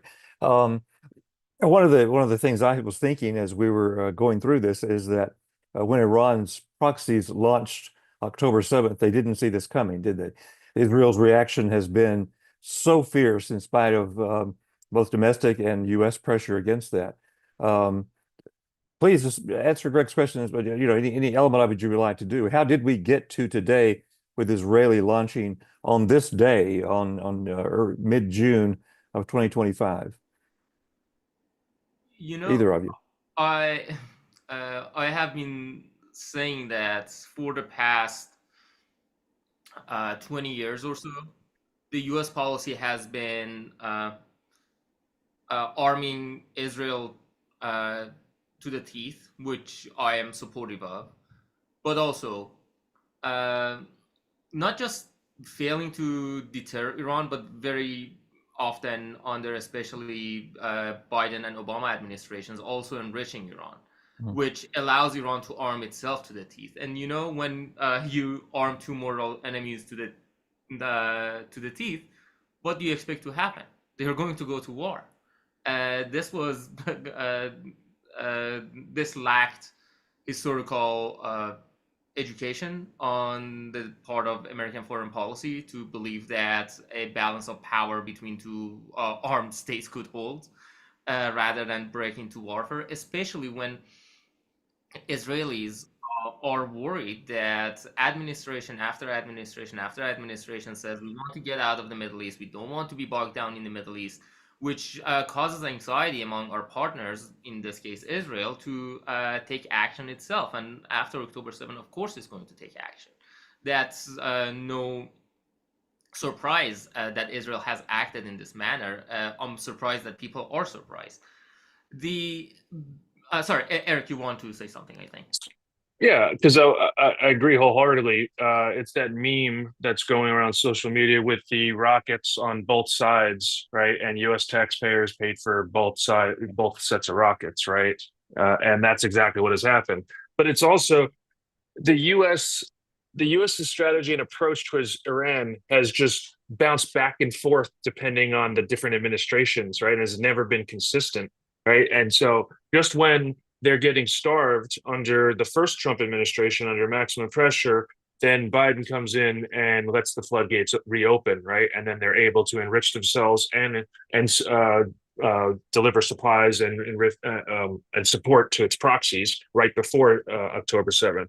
But I also want to say more directly why we're here is once Iran directly attacked Israel, they opened the gates, right? They had always been at loggerheads, but under the surface or through the proxies. But as soon as there was a direct engagement, that allowed Israel to then take the fight right directly to Iran. And then once Iran had so much success in the last series of strikes and recognized essentially what a paper tiger the Iranian regime is militarily, that's when there was the strategic opportunity of a lifetime facing them for the last 6 to 8 months, right, since the last strikes. And so the whole time they've been planning this, but they've been waiting for the right political time to do it. Now, I don't know, obviously, the conversations that happened between the Trump administration and Netanyahu government, but I'm fairly certain that Israel would have struck earlier if they had the go-ahead right away when Trump took office. So I think they allowed room to negotiate, at least to show face and show that they tried all different things. But I believe ultimately Israel thought that they couldn't wait any longer, and so that's how you got to this point. When was the window of opportunity going to close? We keep something you guys have written about and others have too, was the worry over the replenishment of Iran's surface-to-air missile batteries. At some point, it was going to happen. They weren't going to remain disarmed forever. How close did Israel cut it you think, or can we know that yet? So, sorry, Eric, please. Oh, well, you might have more ground information just from a military standpoint.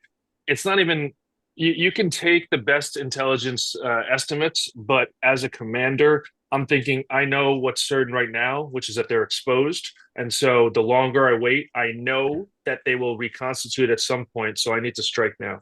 And there have been reports that they had been fortifying their nuclear facilities over the past few weeks.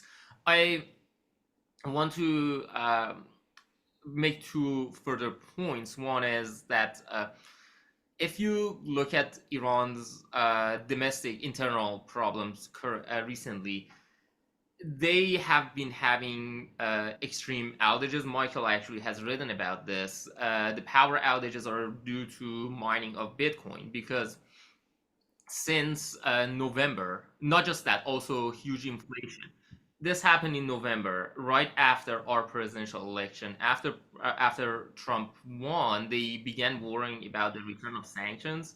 So they started preparing for the economic problems. They withdrew the dollars they had in the market. Both they and also to the extent that it exists, the private sector began withdrawing and withholding investment of foreign currency. That has been happening in anticipation of some change. So Iran has been preparing. And of course, Israelis have been ready for 6 months to attack. Iranians have been ready. By Iranians, I mean the Islamic Republic has been ready for 6 months, at least, for the potential of some conflict. I don't think that they saw it coming at this point. I think that they believe that Trump could actually leash Israel and not let Israel attack, at least until his deadline, which I believe is sometime this week, that the deadline he had set. A second Go ahead, Shay. We have some more news coming in, but let's finish up your point. Okay. A second point I wanted to make is, again, I'm going to plug in one of my previous pieces, this time for National Review in May issue. A larger picture to look at is that Islamic Republic had three mandates for legitimacy. One was religious conservatism. One was standing up to America and Israel, and the third one was economic justice, as they would say, essentially socialism, and getting rid of corruption. Those were revolutionary promises. Well, they have lost the argument for economy. They lost the argument for religious conservatism, as people are mosques are empty, people are openly with their boyfriends and girlfriends, dogs, which are banned in Iran because of Islamic reasons, are all over as pets with their owners. This has been going on for 20 years. As a compromise with its base, the regime has become, over the past 20 years, much more aggressive in foreign policy to compensate for the loss of heaven at home. Over the past 2 years, they lost that their foreign policy power centers one by one, proxies, one after another, and Khamenei's own supporters have been complaining about this. The last thing they had was the nuclear program. My question is, after you lose the last bastion of legitimacy for this regime, how is Khamenei's own base going to react? And I don't think that it's going to be an overnight collapse, but I think that if verifiably the nuclear program is destroyed, it's going to be a very short time before we see a significant change in Iran. Thank you, Shay. Thank you, Winfield. Thank you, Eric, for taking that over. We're going to go really quickly to a map of Iran's nuclear facilities to give people an idea of just how spread out this target bank is. If we look in the north of the country through Marajit, all the way down through Tehran, which you can see sort of in the center of your screen, all the way down to Iran's border with Pakistan, there on the sea. Here, this is a map from the Foundation for Defense of Democracies, great organization that you guys should check out if you want to get a more in-depth take of what's going on with some of the progress in terms of the targets that Israel may be targeting. But Eric, I'm going to go to you for this. we're talking about dozens of targets. I've read one estimate that says that there's over 240 different sites that are part of Iran's nuclear program. What kind of strike package, and there's some news coming out, we're going to get you another update in about 5 minutes, about Israel's second wave of strikes now against Western Iran that's been launched. But Eric, what kind of targeting package, what kind of manpower, what kind of air power is needed to take out dozens, if not hundreds, of different targets? Well, you're talking hundreds of planes or thousands of sorties over time, right? That's why I believe the Israeli government is announcing that this will not happen all at once, right? They're demonstrating that they're in it to. So there's different sets of missions, right? Some can be they can end based on time phases. Other times it's based on objectives and conditions on the ground, right? So they are going for specific conditions on the ground, and I believe that they will keep at it until they achieve those conditions on the ground.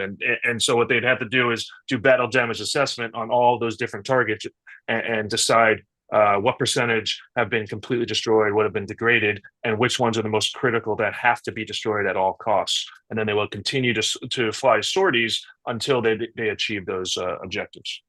Okay. I see now that Michael Rubin is rejoining us. But Winfield, just really quick, there's a report that we put out back in the beginning of January about the transition of Iran from the regime to potentially the collapse of the regime to a democratic system. You want to talk a little bit about that? Yeah, the speculation was that, as my colleagues have said, there's an enormous amount of discontent within Iran already. And the feeling has been that if you pick up something that Shay was mentioning, and Michael has touched on this too, touching on the nationalism question and also the ethnicity question, if this is what you're thinking of, Greg, that most Iranians don't want to see the country split into 10 different parts, federalized to the point that it comes apart at the seams. But they also obviously don't want to be ruled by a clerical elite, corrupt and ruling with an iron fist. The transition, I think it's could be very messy. It could be, as all of you have said, we need to start. We should have already been thinking about that a long time. I hope that some people have. Michael is on; he will know much more about this than I'm able to speak to. Michael, the question that we're posing right now is, what is the Iranian leadership thinking? We've seen the chief of staff of the Iranian army targeted, the heads of the IRGC, Iranian scientists. You spent a lot of time thinking about how the Ayatollahs think. What's their reaction going to be right now to these decapitating strikes against their leadership? How are they going to look to respond? Again, to cite Shay in the Middle East Forum Observer, Shay was absolutely correct in pointing out that the Supreme Leader's constituency is really only about 20% of the youth. And that constituency and the loyalty of that constituency is based on the perception of strength of the Supreme Leader. Today, that perception of strength is gone. The Israelis appear able to hit Iran with impunity, and they also appear to be able to have the intelligence penetration to know where everyone is. So what we're actually going to see are a number of fractures. Now, I've always often complained that we have all this intelligence about Iranian diplomats and political officials. We talk about hardliners versus reformers, but we don't actually have so much intelligence on the factional divisions within the Islamic Revolutionary Guard Corps. What we do know is that the Islamic Revolutionary Guard Corps isn't monolithic. You can join the Islamic Revolutionary Guard Corps when you're around age 8. You can enter that bubble because they run the equivalent of evil Boy Scouts. And then they have school programs in primary schools, in secondary schools, in universities, where you can join the Basij or specific clubs. And the Islamic Revolutionary Guard Corps actually runs certain universities as well. And so if you've entered the bubble at age 8, you can be thoroughly indoctrinated. This is what was so scary about Mahmoud Ahmadinejad, the former president from 2005 to 2013, who talked about Holocaust denial and all that, and returning the hidden imam. He was the first Iranian president really from military circles. And so analysts looked at him as sort of a window into the mindset that existed within the Islamic Revolutionary Guard Corps circles and those in close proximity. Now, while some of those Islamic Revolutionary Guard Corps people are true believers, at the same time, many join the Islamic Revolutionary Guard Corps for the privilege. Because if you're going to be conscripted anyway, and if you don't mind putting up with these indoctrination lectures, you can sort of screw around in the background while they do this. You got greater privileges, greater money. You could get certain let's say privileges, without moral equivalence, the equivalent of the GI Bill.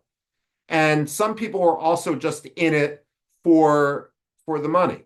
The Islamic Revolutionary Guard Corps runs a organization called Khatam al-Anbiya, the sign of the prophets, the seal of the prophets, I should say, which was basically $100 billion conglomerate, controls up to 40% of the economy. And so some people who had those commercial aspirations would join that. Now, one of the questions we have next is how do we actually unravel the Islamic Revolutionary Guard Corps? Michael, I'm going to cut you off just really quick because we have some breaking news. The Iranian Tasnim news agency reports that the Iranian Revolutionary Guard commander, Hussein Salami, has been killed. And in addition, there's also reports about the head of the Khatam al-Anbiya compound, Major General Ghulam Ali Rashid, and the head of the Iranian Atomic Energy Organization, Dr. Faridun Abbasi, have also been eliminated. What's the significance of this? Look, the significance of this just shows that the regime, if I may, appears to be toast. The question now is, within the Iranian military, who's going to rise up to establish order? And if not the Iranian military, who is going to do it? Now, the fact that, for example, during the Woman Life Freedom Movement, there wasn't a single charismatic opposition figure that emerged is actually not a bad sign, because Iran, back in the first decade of the 20th century, had something called the Constitutional Revolution. They were able to have a fairly democratic parliament indigenously. And it was at that time, many Iranians say, what enabled this was the fact that there wasn't a single charismatic figure. And so Iranians might look at this. But what I would expect will happen next, especially if the Israelis pause their attacks, is in order to keep order, you're going to have Revolutionary Guard or other military units come from the periphery into Tehran. They could be doing two things. One is keeping order. Two is trying to seize control over the treasury, because also the supreme leader is worth about $100 billion. What we're going to see tonight or tomorrow is the first transition in Iran, a meaningful transition, in over 35 years, since 1989.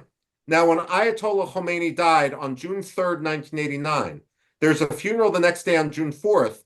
And if you go to the YouTube videos of this, there was a heat wave at the time, to the point where the Iranians were spraying crowds with water to cool them down. The quip on the street of Tehran at the time was the old man was so senile, he forgot to close the door on the way down.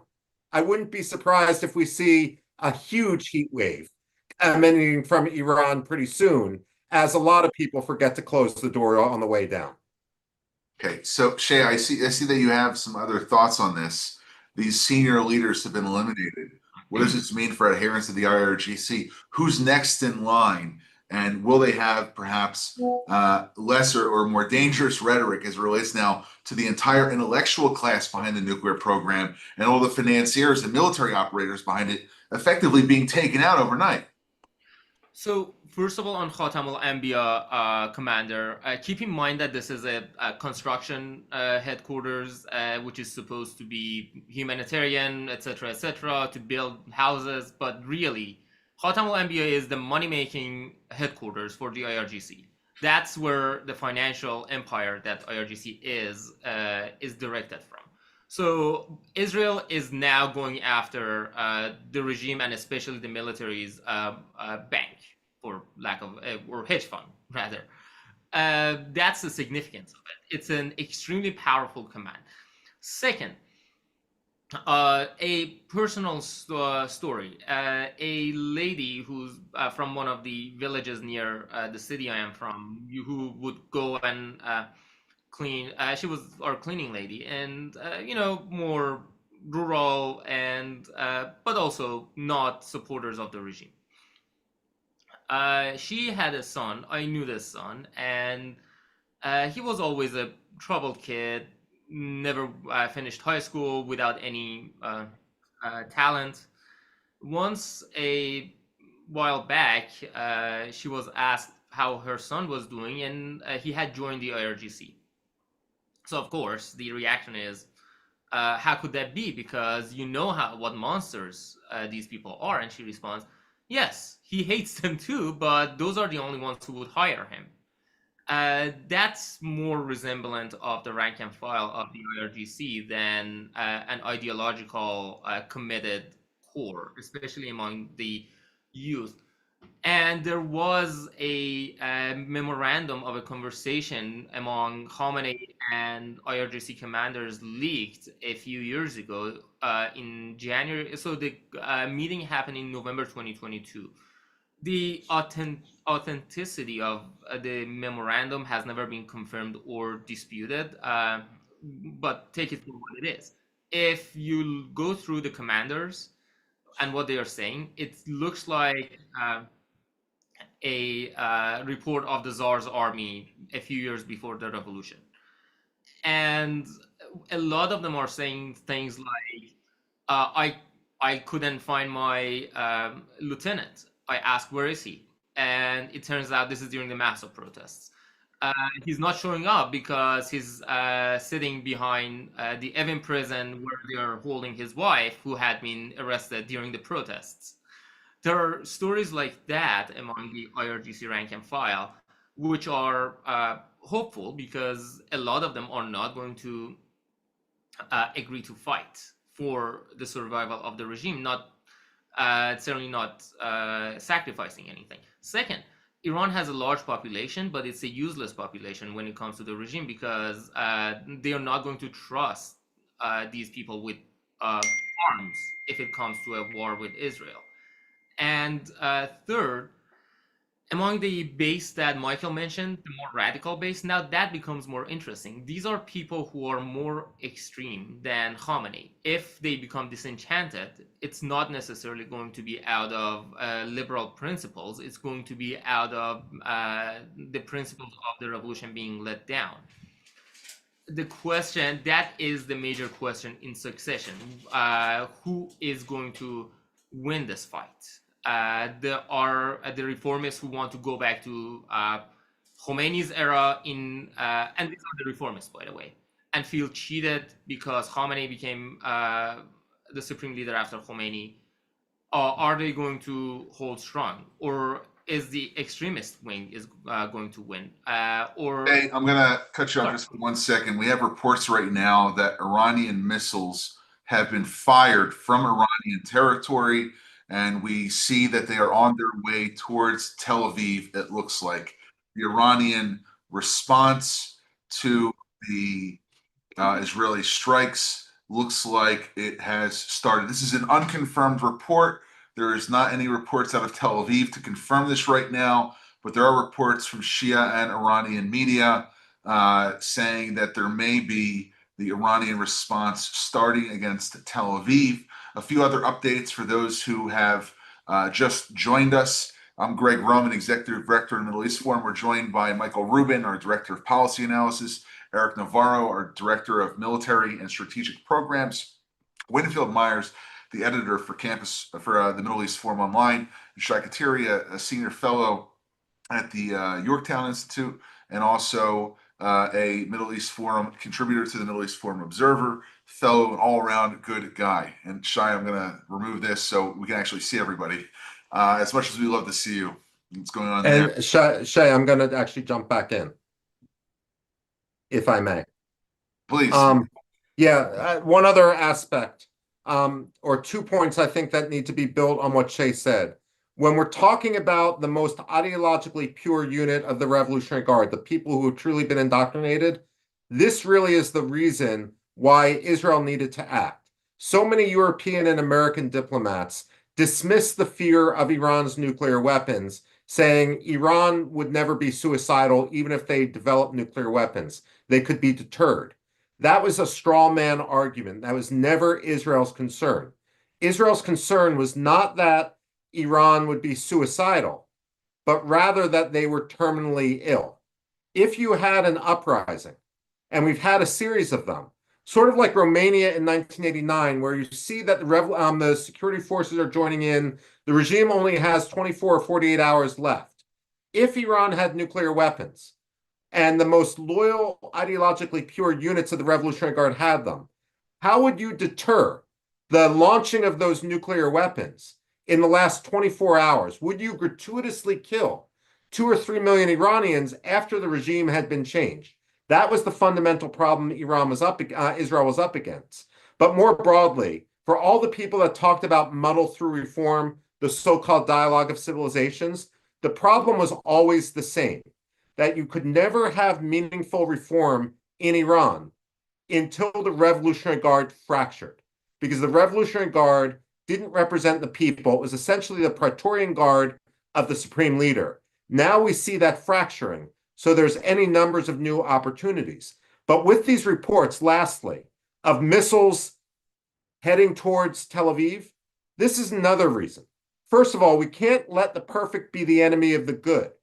Iran has already surpassed the enrichment level of the uranium that was used in the bombs on Hiroshima and Nagasaki. But you don't need a fissile explosion. A dirty bomb at Tel Aviv would be enough.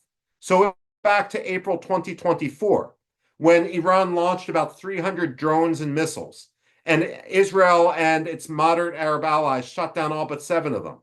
That was seen as a victory at the time. But Israeli policymakers knew better. If any of those 7 missiles had biological, chemical, or radiological warheads, it would be a game changer. Now, Israel's military goal right now, and this is coming from retired U.S. Air Force General Chuck Wald, who led the U.S. air campaign on Afghanistan back in 2001. If Israel wanted to attack the nuclear sites, and they did, they were also going to have to go after command and control, which they have, enemy airfields, which presumably they have as well, and the missile launching batteries. That's the question, whether Israel managed to get all of them and knew in advance where all of them were. One issue that we have, and we had the same problem in Lebanon, for example, in 2006, is because of the interplay of North Korea with Iran and Hezbollah. In 2006 in Lebanon, North Korea had managed to, with their tunneling, help the Hezbollah hide some of their long-range missiles so that Israel didn't strike it. North Korea and Hezbollah had actually built decoys. The question, what I would be looking at right now inside Iran, is whether that North Korea-Iran interplay has also led to Iran building decoys, and whether perhaps Iran had some weaponry that Israel hadn't adequately located ahead of time. We're going to see in the next few minutes. My prayers are with Israel. Let's see if the report gets confirmed. I'm a bit suspicious that they're going to retaliate. There's more reports now coming out of Iran. Have they been they are preparing their response, but there is no confirmation from the Israeli side, which leads me to believe that the launch is not taking place. Every bit of news which is being reported tonight and in the days ahead, we need to have at least 3 or 4 confirmations of it before we can say that it's 100%. That's why after every announcement regarding something dramatic like this, I will say unconfirmed reports. If we know that we have, we'll definitely confirm it, but we'll make sure that this, according to CNN and Israeli sources, they are preparing for the wave of the first Iranian response to this, but it's not expected to be for until at least an hour or 2. Shay, go ahead.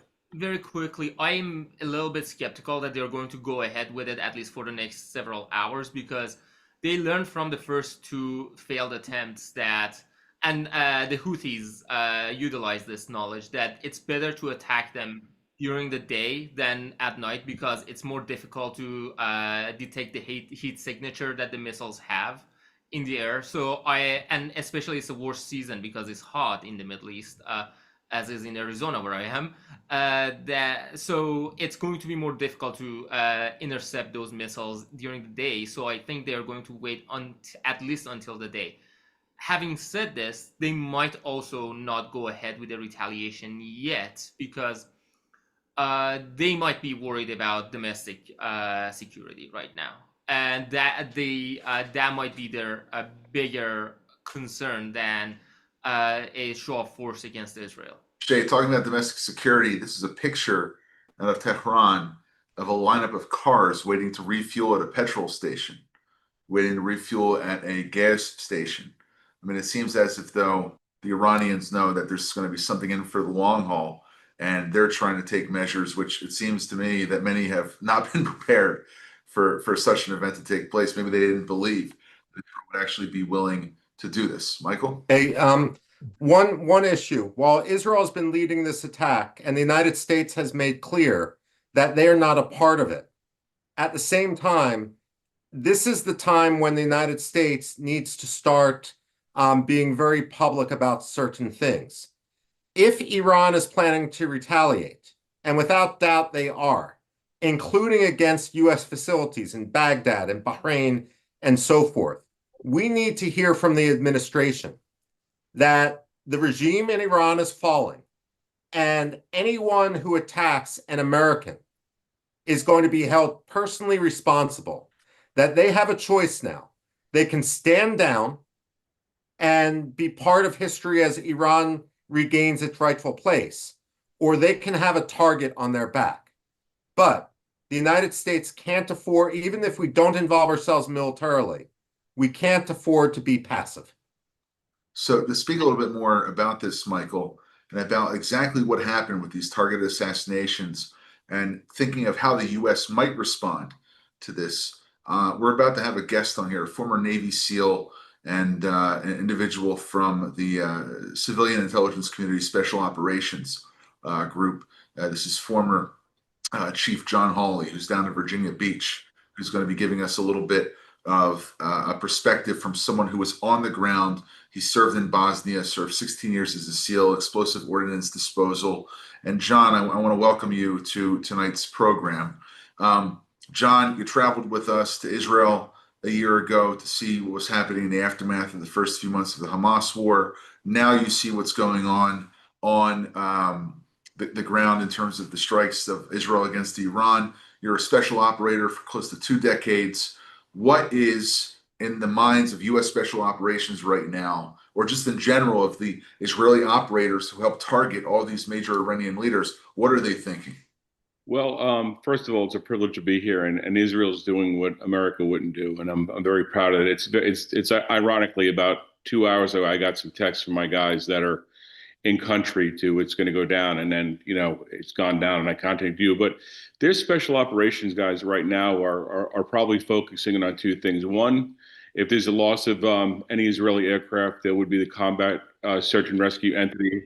And also, I would assume they have guys on the ground in Tehran and the bigger cities doing real-time BDAs, battle damage assessments, communicating back with higher authority, a tactical operations center, whatever, to assure them these targets have been hit, and also to identify potentially secondary targets in the region. But I would assume on their menu right now is facilitating anybody that's in any kind of trouble, pilots or any operatives that might have been compromised in the region. As far as the assassinations, that had been planned long in advance with sourcing the intelligence, blending with locals wherever they're operating, actually pulling it off, and then having an evac plan. So it's as unfolding as we're watching right now. It's very, very interesting. I know our forces are on high alert in the region for any bleed over or escalation. I got a text a couple hours ago. And is it your assessment that there's potentially Israeli special operators on the ground now, leading targeting package, doing these BDAs, looking in terms of what their next mission might be? I would say these were predetermined targets, and they were struck with conviction. I would assume I wouldn't think it was your traditional special operations. I would more think it's indigenous Israeli operatives that have been blending in for years. Iran's a tough place to get around. You have to do a good job to get in there. So I would assume that the BDAs are being conducted by agents that you guys have on the ground. Not traditionally, you'd think of a 2, 4, 6-man element doing the BDAs, but I am sure they have eyes on what's going on, and they're sending back live footage, communications, any adjustments they have to make in targeting. And what kind of preparations does it take to insert a team to have them on the ground? What kind of intelligence work has to go into putting a targeting package together? A lot of that targeting primarily will be done by satellite or ELINT, collecting everything emits an electronic signature, and we have all sophisticated nations have these capabilities to go into a menu to know what's admitting, if they're building a nuclear device, if they're communicating with sat-nav, if whatever. But the thing is there's several ways to develop these packages and isolate that intelligence. After that, verification, depending on the sophistication of the operation, if it's hit on an individual or a group of individuals or a hardened target, I am sure that eyes had to be on at some point, and that's a long operation, Greg, to get in there, to get on the ground, to blend in, to socialize, and also to have familiariness, and this, to start building your sources and find your weak links within Iranian intelligence to get close enough to where you can assess damage, provide targeting down to individual cell phone numbers, everything else. So this is a long process. It's very surgical. You guys are doing a hell of a job, and I'm enjoying the hell out of following it. Yeah, I mean, the Israelis are doing a good job. We here in America are just the gallery watching. Yeah. But I would ask you this: what goes in? Let's say an Israeli jet, God forbid, is shot down. What goes into a rescue mission? What kind of preparation is the Israeli search and rescue forces? And so what you will have above the 101 answer to that is, so above your strike force fighters, F-35s, whatever aircraft they're using, you'll have something above them. And I don't know what the Israelis use for their. We use S2s in the Navy. We use sophisticated C-130s that actually facilitate the targeting. So they're tracking all the aircraft in theater to deconflict blue on blue. So all these guys figure it as a map with a bunch of grids, and those aircraft above the strike fighters will deconflict what's going on. So therefore, they have comms with the C2 aircraft that is controlling comms. They will monitor an aircraft that goes down, and then behind that you'll have usually it's 2 helicopters, sometimes 3, that are up all the time doing have a combat search and rescue capability. They'll assess the jet going down. They'll look for a beacon of a guy on the ground, verify the guy on the ground that he's still alive, and they'll go ahead and carry out a mission, usually an airborne mission. I don't believe Israel has the capability. They might have a capability, deep inside of these Iranian cities with safe houses or something like that. There's big networks in countries to get prisoner pilots out, soldiers that have been captured, and everything else. But I would assume it is strictly combat search and rescue with helicopters involved to get those guys if somebody does go down. Okay, John, we have Eric Navarro here and Michael Rubin. Eric is Lieutenant Colonel in the Marine Reserve, our Director of Military and Strategic Programs. Michael Rubin is our Director of Policy Analysis, been to Iran, studying the region for decades. I want to turn really quick to Michael to ask about Israel's allies in the region, how they might be able to facilitate help. Azerbaijan comes to mind, potential Kurdish movements in Iraq. Maybe they even have some elsewhere in the Gulf. Can Israel expect anyone to help them with radar detection of incoming missiles, with combat search and rescue? Or is Israel pretty much on their own? I'd like Michael's response first. No, I think we've seen that Israel does have allies in the region, some public, some more private, some like Azerbaijan will actually play both sides of the issue. But this is also important in dynamics in the Middle East. Osama bin Laden famously said, everybody loves the strong horse. They don't like the hobbled pony. Well, tonight, Israel appears to be the strong horse, and people are going to want to tie themselves and ingratiate themselves to Israel rather than tie themselves to a ship that appears to be rapidly sinking. And so I do think, yes, Israel will have some friends. Others are going to be much more pragmatic. They don't want, for example, if an Israeli is captured, for a crisis to paralyze the region for days, weeks, or months. And therefore, even if you're a state like Qatar, which famously plays a double game, you may also have interest in trying to avoid a crisis as they move forward. The Iraqis, after the last exchange of missiles between Israel and Iran in, I believe it was October 2024, famously, actually, without getting much credit, stood down, were able to contain most of the Hashd al-Shabi and the other Shia militias. And so I expect that there is a lot of pressure on Mohammed Shia al-Sudani, the prime minister of Iraq, coming not only from the United States, but more importantly from Saudi Arabia, saying that you need to keep a lid on this and perhaps even help out in other ways. I wouldn't be surprised to see some of that. Azerbaijan often gets a lot of the credit. Much of the cross-border action actually occurs from Iraqi Kurdistan, as John just said. And so, look, all eyes are on the region right now. But Iran, at this point, it appears their security system has been decapitated, much like Hezbollah's was. They're much more porous. And one thing that's clear from the last year of Israeli intelligence operations in Iran is that the Islamic Revolutionary Guard Corps has been penetrated. And I'm sure that Israel, either directly or through cutouts, is also contacting their people should they need help from the inside.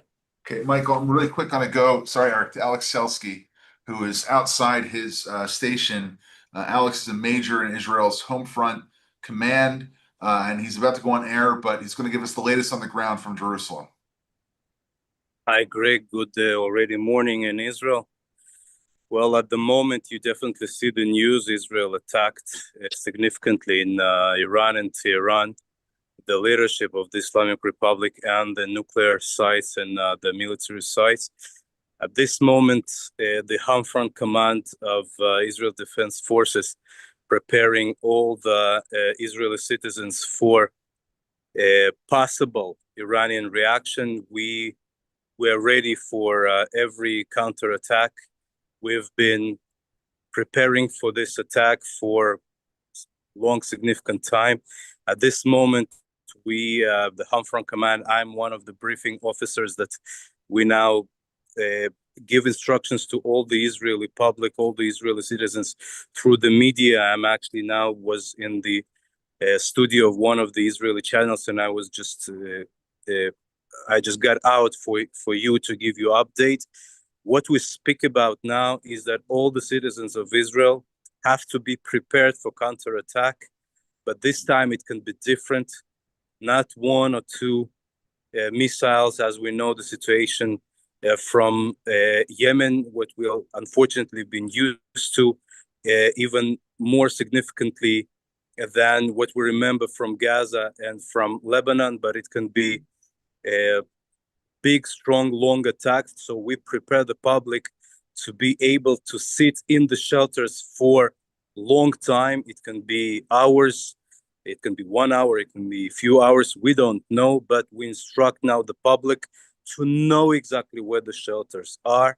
If they have the shelters, about 62, 70%, depends how you count, of Israeli citizens have good shelters either in their apartment or on the floor or within the building. And all those have very good solution in their building, but those who don't, these moments now, these minutes, the municipalities open public shelters for everyone, meaning parkings, meaning schools, public places, stations of metro, where we have these in Tel Aviv and in Jerusalem. And everybody can just call now to the municipality information 106 and to ask to be sure where they have this shelter if they don't have it in their building. And we prepare them for, if there will be significant counterattack, to be able to go to these shelters and be there for hours. It is very important when we now instruct to be with the children, to explain to the children the situation. All the work and all the studies in all the areas in Israel now are closed and forbidden by the Home Front Command. Tomorrow is Friday. Majority of people don't work. However, on Friday in Israel, schools and kindergartens are open, but tomorrow, well, it's not tomorrow, it's already in a couple of hours today. Now it's 5:25 a.m. Will be closed. So Israel is ready. The IDF is ready. Home Front Command is ready. Now we prepare in more details and instructions all the citizens.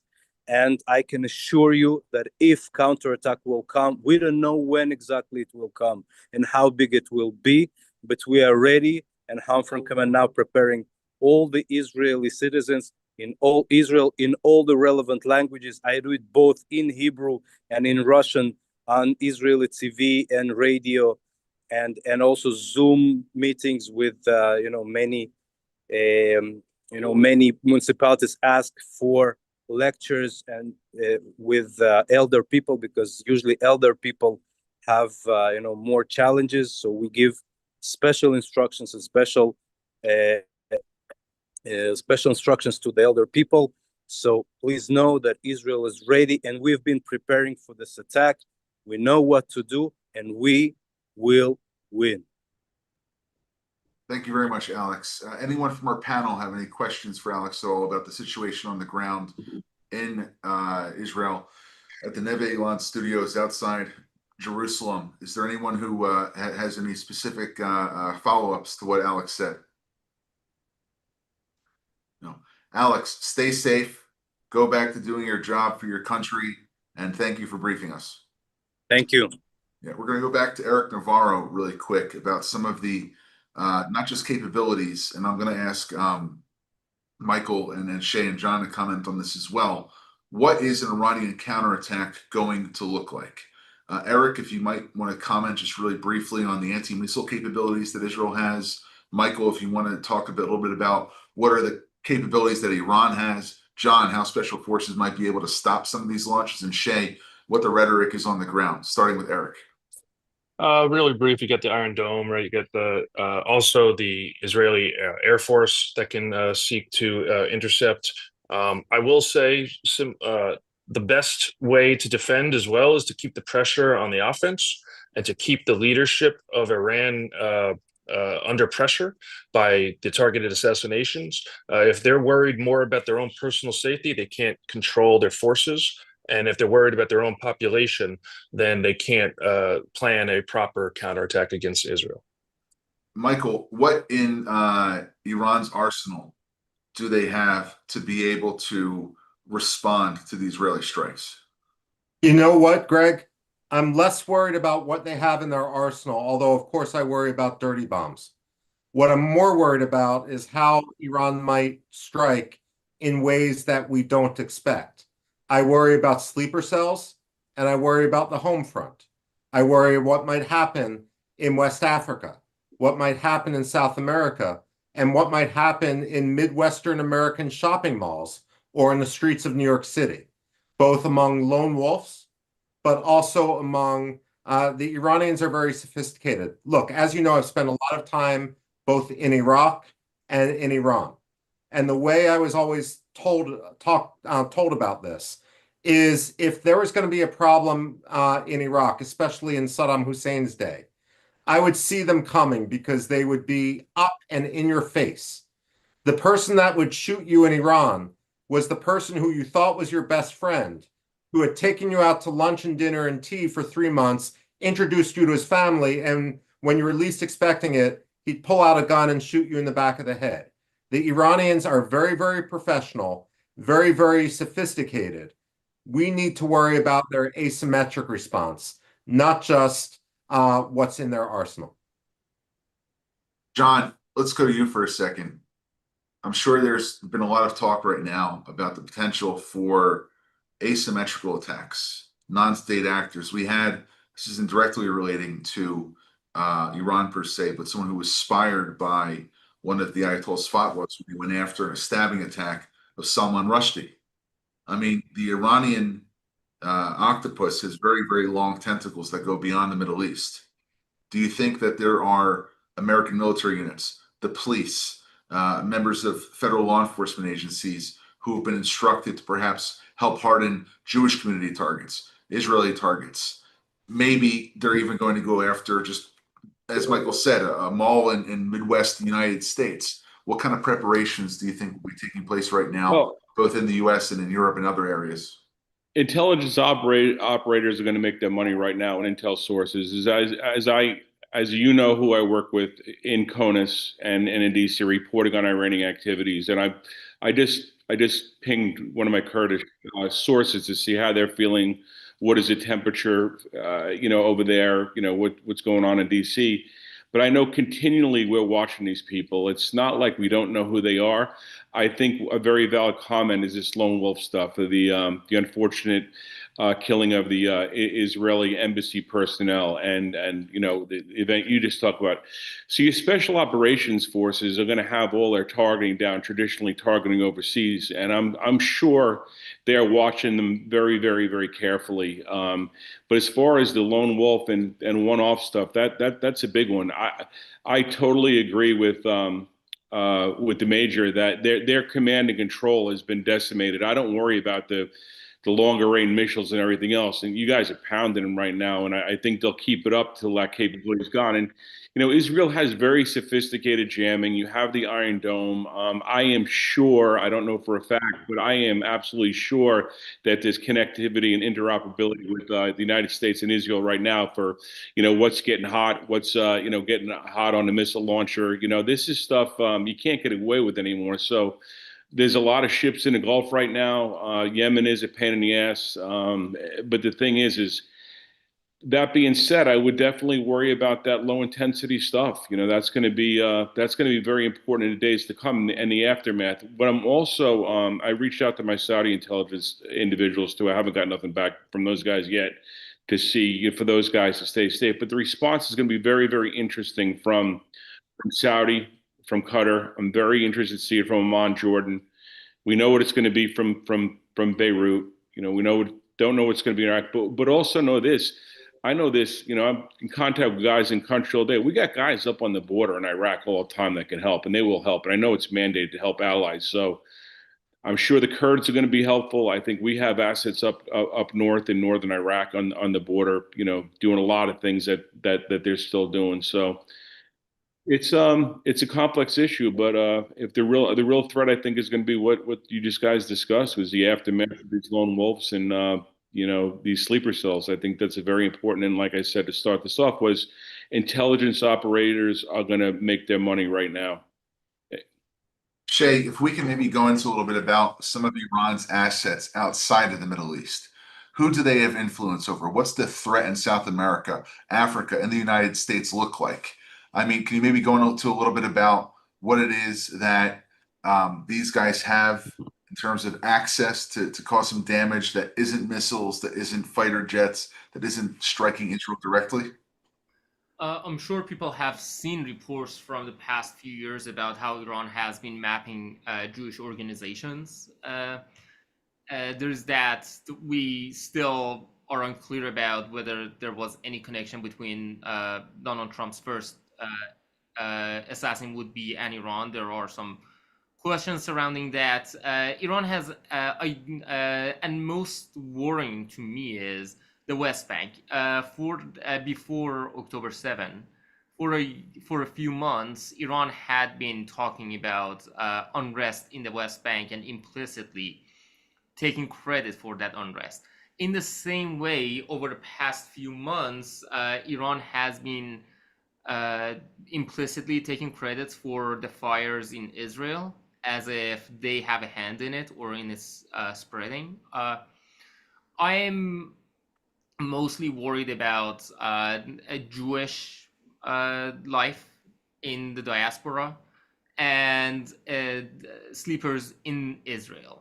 Those are where I would be worried about most. And last, there was an interview by a former IRGC Hitman Unit commander, and he mentioned that they had hired in the past Basques, for instance, Basque terrorists to go after opposition. We should also look at that. Iran has been very good in hiring mercenaries to do their dirty job for them, and a lot of the time, there has never been any resolution to who did it until they came clean internally themselves. So I would also be looking out for any terrorist organization that might just need money to be hired by Iran. And Thank you, Jay. one last thing. Just got some news in. Go ahead. Oh. Just the news keeps on coming in, so sorry. please elaborate on your points. So no, there's one more thing on the ground. There's a post on social media going viral in Iran that shows a building that has been, it's a high-rise building. It has been attacked, but it's only one floor has been destroyed and the rest of the building is intact. And the post says, I'm not scared of them, referring to Israel. I'm scared of the regime's retaliation, because that's when you might get collateral damages, because their equipment are so low quality that instead of Tel Aviv, they might fall on Iranian cities. So there is now a dark humor going around that Israelis are more careful about protecting Iranian life than the regime would be. Well, that's an interesting perspective. Now, just to get back to some of the stories that have been coming out, we're going to give a quick news update for those who have just joined us. Approximately 2 hours ago, Israel launched a preemptive strike against Iranian nuclear facilities, against Iranian command and control facilities, against Iranian nuclear scientists, against those who are the heads of the Iranian nuclear program, against individuals who are tied to the economic infrastructure of the Islamic Revolutionary Guard Corps, and there are confirmed assassination completions, including against the head of the IRGC, the Islamic Revolutionary Guard Corps, against the head of the Iranian Atomic Energy Organization, against some politicians, against other command and control units, the head of the Iranian Revolutionary Guard Corps' aerospace program, and many others. In terms of sites that have been hit, the heavy water reactor, the heavy water plant at Arak has been hit. Isfahan has been hit. The uranium enrichment facility at Natanz has been hit. The IRGC headquarters in Tehran has been hit. The uranium enrichment facility in Fordo has been hit. And this is just ironically coming up on a statement that the head of the Islamic Revolutionary Guard Corps made only 10 hours ago, where he said, quote, "Our next confrontation with the Israelis will be far more crushing, devastating, and destructive." 10 hours later, he is no longer on this earth after making that quote. This is from Hussein Salami. Now, joining us on our panel is former Naval Special Warfare Operator, Navy SEAL John Hawley from Virginia Beach, Eric Navarro, MEF's Director of Military and Strategic Programs, Michael Rubin, Middle East Forum's Director of Policy Analysis, Shai Kateri from the Yorktown Institute, and a contributor to the Middle East Forum Observer, and one of our top writers, and Winfield Myers, the editor of Middle East Forum Online. We also have joining us, and I'm going to ask him to come on in just a second, Dexter Van Zyl, who is the editor of Focus on Western Islamism, to talk a little bit more about the Iranian response in the West. But before I do that and get Dexter on here, Eric, I want to bring you back on just for a second. And I'd like you to maybe elaborate on what the situation could look like, not today, but in the days ahead, in the weeks ahead. If this, let's give you two scenarios. It ends quickly. What's the Iranian response? If this spirals out of control, what will the Middle East look like? Well, in the first scenario, Israel takes out the sites, the infrastructure, and the personnel needed to create nuclear weapons for Iran. And the dust settles, and Iran tries to launch missiles in retaliation, leverages some of their asymmetric forces, and there's a couple of incidents over the next few months. But essentially, the regime crumbles as a result of the demonstrable weakness that these strikes has exposed. In the second scenario, it's difficult for me to say because I almost reject the premise. I do not think that this will spill out into a larger conflict, despite some of the protestations of the even the right, some of the right isolationist right and the left. This is not World War III. This is not going to lead to World War III. My firm strategic belief is that Iran is a paper tiger that, yes, can be dangerous, but can eat. The conditions exist where we can achieve our strategic aims. We, being the West, the only thing that has been lacking to this date has not been the capabilities; it's been the will, and Israel has provided the will in this case. Thank you. Uh, I think that's a good Can I analysis. I'm going to ask Shay here to jump in. Yeah, just to make it further hammer Eric's very good point, Iran's GDP is a third smaller than Israel's. It has the same GDP as Bangladesh, and you would not expect Bangladesh to be a regional power. Further, Iran's technology is extremely outdated, its military technology. It has invested in swarming tactics to make up for its cheap technology, and it has failed in that tactic every time it has tried it. It has a population that is hostile and cannot be relied on to shoot at Israelis. It can be relied on shooting at their commanders, however. So I just, every time that people talk about how this could spill into a regional war, I am left asking, how can Iran escalate? How can Iran fight a war when its immediate worry in a war is going to be domestic security? And how can it sustain a war when it has no money? It has no partner. Who is, even Russia has its own problems, and even China is not that interested in supporting Iran. As we have seen, they have had quite a tumultuous relationship. And it's not exactly like US. We think that Israel-US relationship is tumultuous.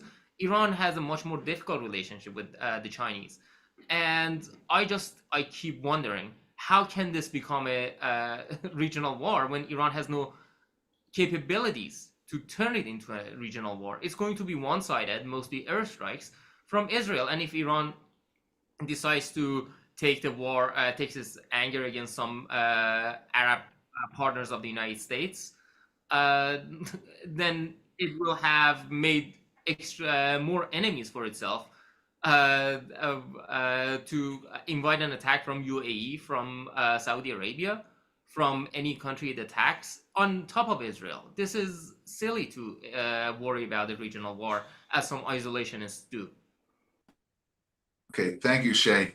I'm going to ask Dexter Van Zyl and Winfield Myers to join us in a quick dialogue about exactly what the regime's influence apparatus looks like, and perhaps to speak a little bit about what the punditry from the far left, from the far right, is going to bring up. And then I'm going to excuse myself for a few minutes. I'll be back on air in about 5 minutes. But Winfield, if you wouldn't mind having that conversation really quick. And I'd really like to hear about John Hawley's perspective on this after Dexter gives his analysis as it relates to what veterans who fought in Iraq, who fought in Afghanistan, who saw the activity of Iran on the ground through their militias, their proxy forces, which led to the deaths of thousands of American lives, of what the veteran community in the United States might be saying about this instance right now. But Wynn, if you wouldn't mind taking the anchor chair for a few minutes, and Dexter giving us your thoughts on what the Iranian influence network, or those who are Iran adjacent, might be saying as we see these events unfold. Sure. Thanks, Greg. Dexter, I've given my thoughts on this earlier. I mentioned the far left, the far right, anti-Semitic, isolationists, when it comes to this, at least. I saw not long ago on Twitter, somebody put up a picture of the cover of the American Conservative saying, "This isn't our war, this is all the Jews' war," basically. We're going to hear that. What are you hearing from the extremes, and how is that going to play out in American politics? Well, the first thing I did when I saw that the attack had taken place was that I started to look on Twitter to see what type of response some of the leftists had already issued, and in particular the Islamist organizations. And so far, they've been pretty quiet. Council on American Islamic Relations hasn't issued anything. The United States Council of Muslim Organizations hasn't issued anything either. But really what I expect is that they're going to try to incite leftist activism in urban centers. Right now it's mid-June. It's too late for them to basically cause too much trouble on college campuses. So then they're not going to be able to get any encampments. I think the reason why the encampments about Gaza were so strong was because they were able to get imagery out of essentially civilian suffering as a result of the fighting. I'm not sure that they're going to be able to get that same type of imagery out of Iran. There are other people here in this call that would be much more knowledgeable about that. The thing is that they're probably going to try and disrupt life in the urban centers with the help of the far left. But the real issue is whether or not they're already going to be too obsessed with the ICE protests.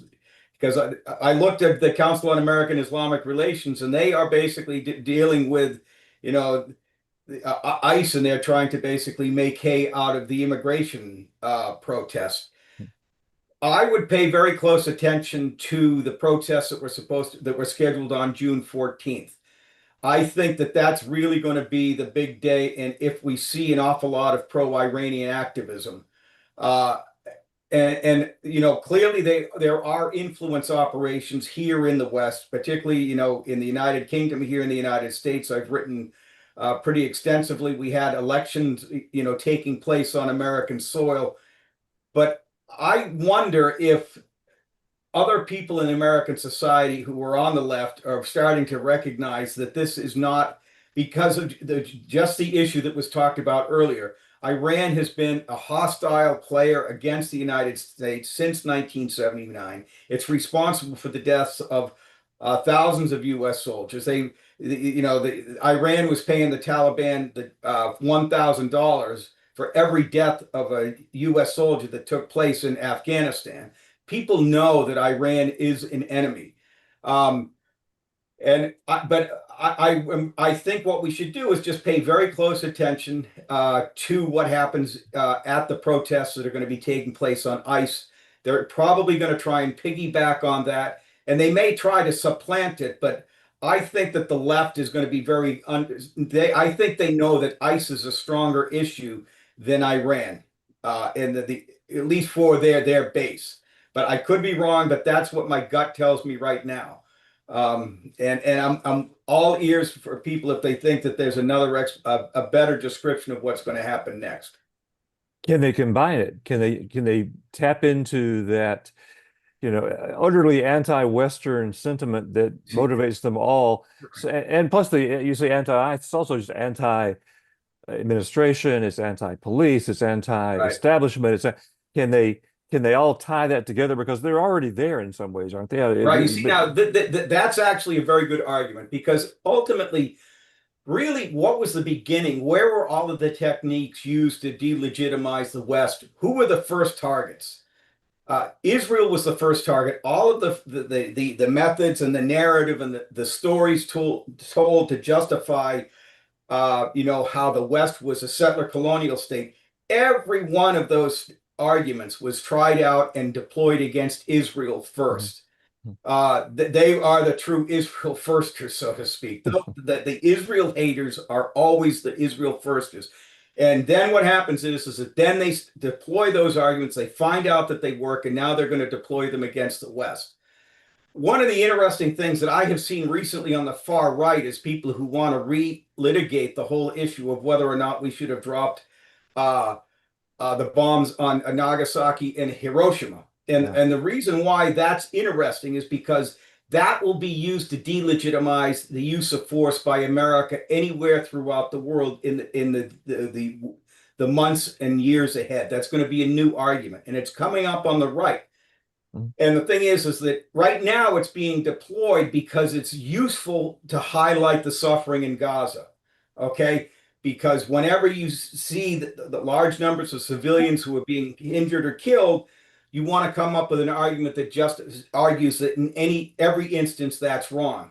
And the thing is that if they can relitigate, and this may seem like it's far afield, but if they can relitigate the American use of force during World War II, that's the reason why they're doing that is to basically go after Israel. Okay, they want to delegitimize Israeli use of force so that there is no instance in which civilian casualties as a result of its use of force are tolerable. And I think that the point that you make there is that this will stir up a whole bunch of anti-Western sentiment on the part of Islamist organizations in the United States, because we have and in Europe as well.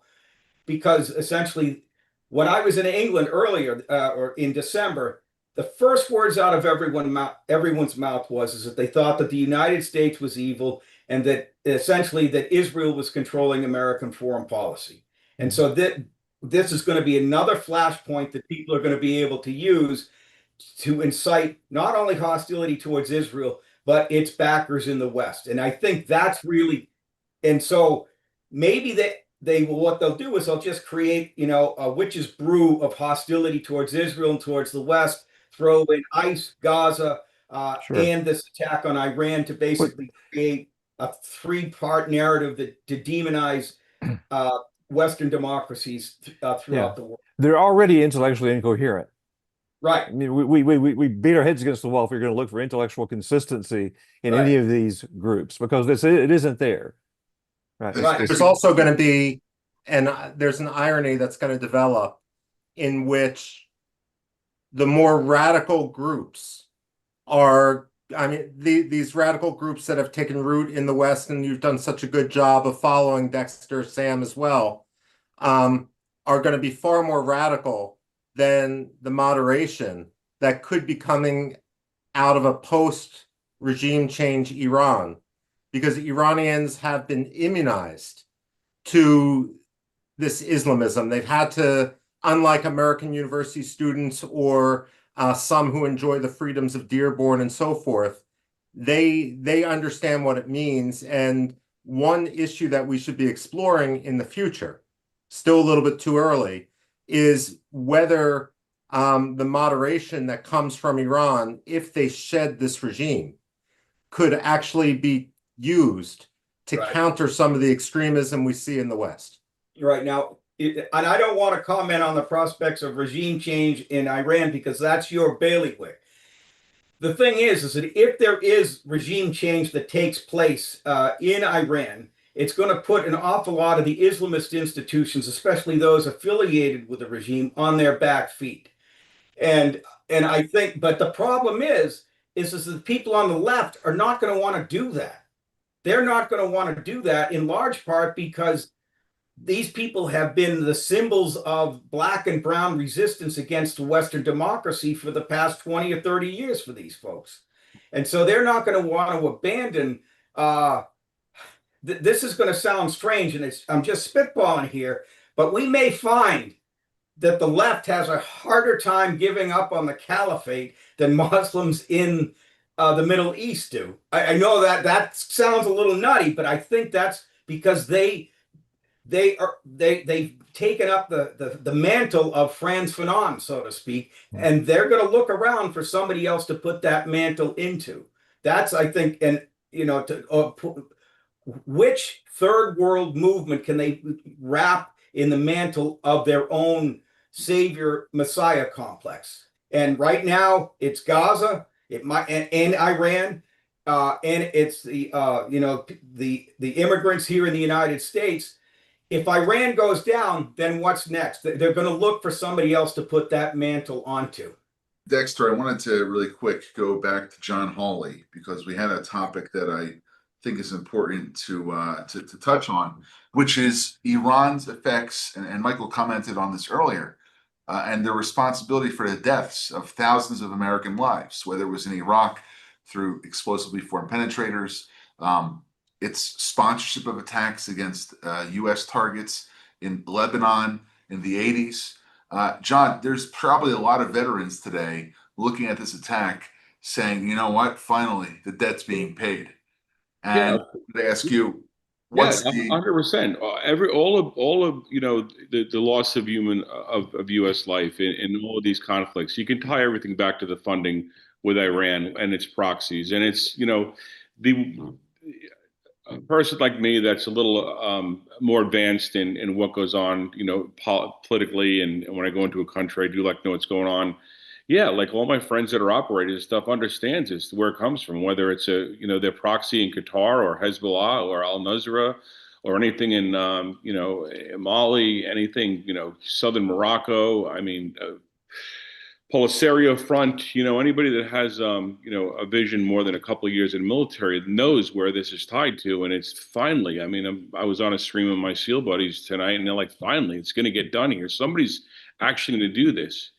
And I just hope the vacuum behind what Israel is doing is filled in by the U.S. and other folks that want to join in this and put this thing away once and for good. And I don't know if this prompts a regime change. I don't know. That's a far-fetched thing. It's going to galvanize some of the folks in Iran. But Greg, surely the loss of life in AF and Iraq and the stuff that I did in Bosnia and some other places can't talk about. I mean, it's Benghazi, knew a bunch of the guys there. I mean, it's bad, and it's all tied to these guys. And IRGC and Quds Force was a big thing, in Iraq fighting against those guys, and we took great pleasure in taking those guys out. We fought up in Kurdistan against these guys during the Caliphate and everything else, and we take great pleasure in killing those guys and Wagner Group that was employed by those guys as well. But the guys are happy. They're cheering. I talked to some of my Kurd friends. I said, what do you think? They're like, amazing, with a cool emoji with sunglasses on. So everybody's ready. I mean, just I hope we can follow it through. Michael, I want to bring you back on because there's been some questions from the audience that I've let linger here. The first coming from Jim Dingaman asking, the question is, what kind of fallout happens internationally, regionally, and domestically across the world from a unilateral attack on Iran? And he mentions a long piece by Austin Long that was written a few years ago. What kind of fallout, if any, can the West, Israel, other communities expect from tonight's events? Well, first of all, when it comes to Israel, many of the activists and many in the West who consistently bash Israel, in some ways have no one to blame but themselves, because it's that old adage, in for a penny, in for a pound. If Israel stuck a finger just across the border, the outrage would be as great as the outrage from taking out the nuclear program. And so as long as Israel's going to get blamed, they might as well do what they think is right. So when it comes to some of that fallout, fine. But we've been here before. We've been here in 1981 with the Osirak reactor in Iraq. And we've been here in 2007, to a lesser extent, with the plutonium processing plant at Deir ez-Zor. I think the Israelis will calculate that this too shall pass, because beyond the bluster, while in Europe, there might be some substance to the bluster, some demands for sanctions and all that. We recently saw this in Australia. At the same time, for those that actually have to live under Iran's shadow in the region, there's going to be a sigh of relief.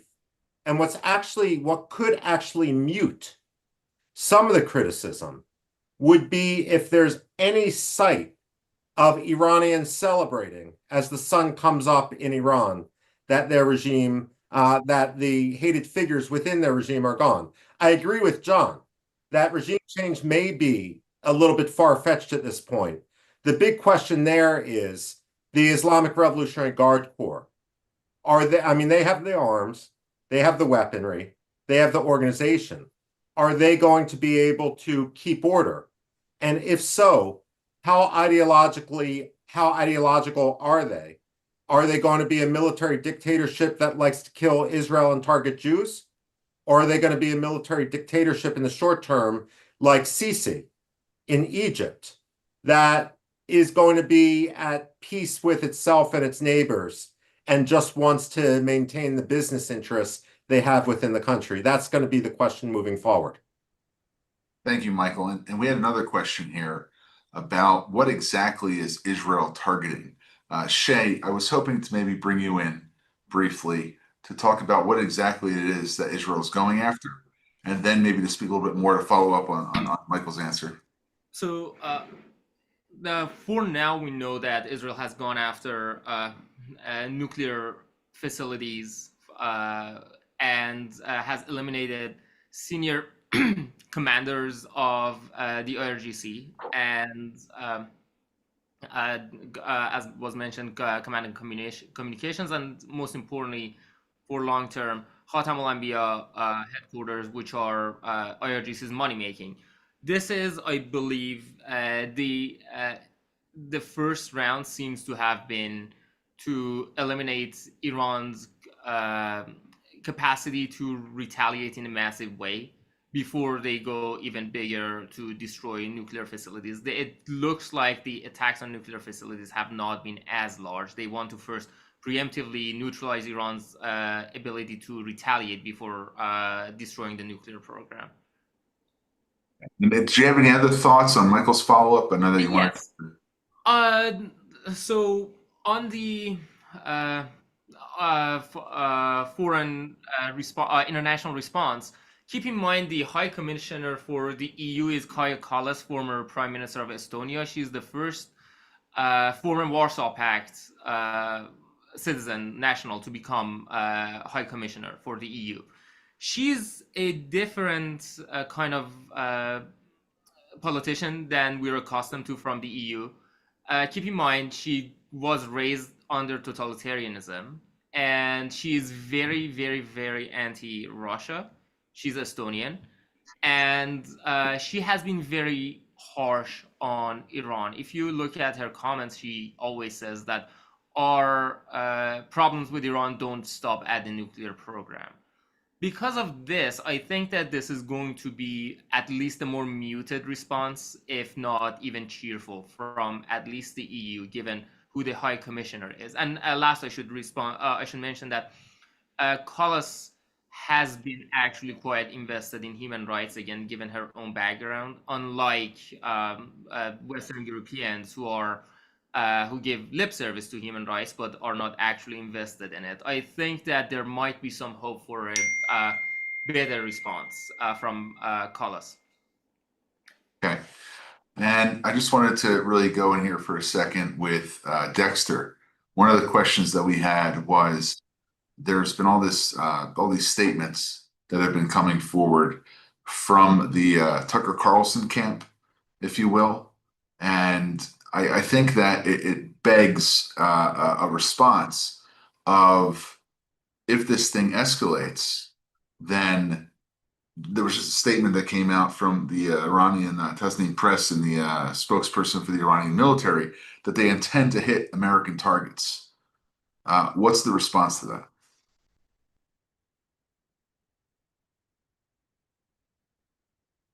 You have to unmute yourself.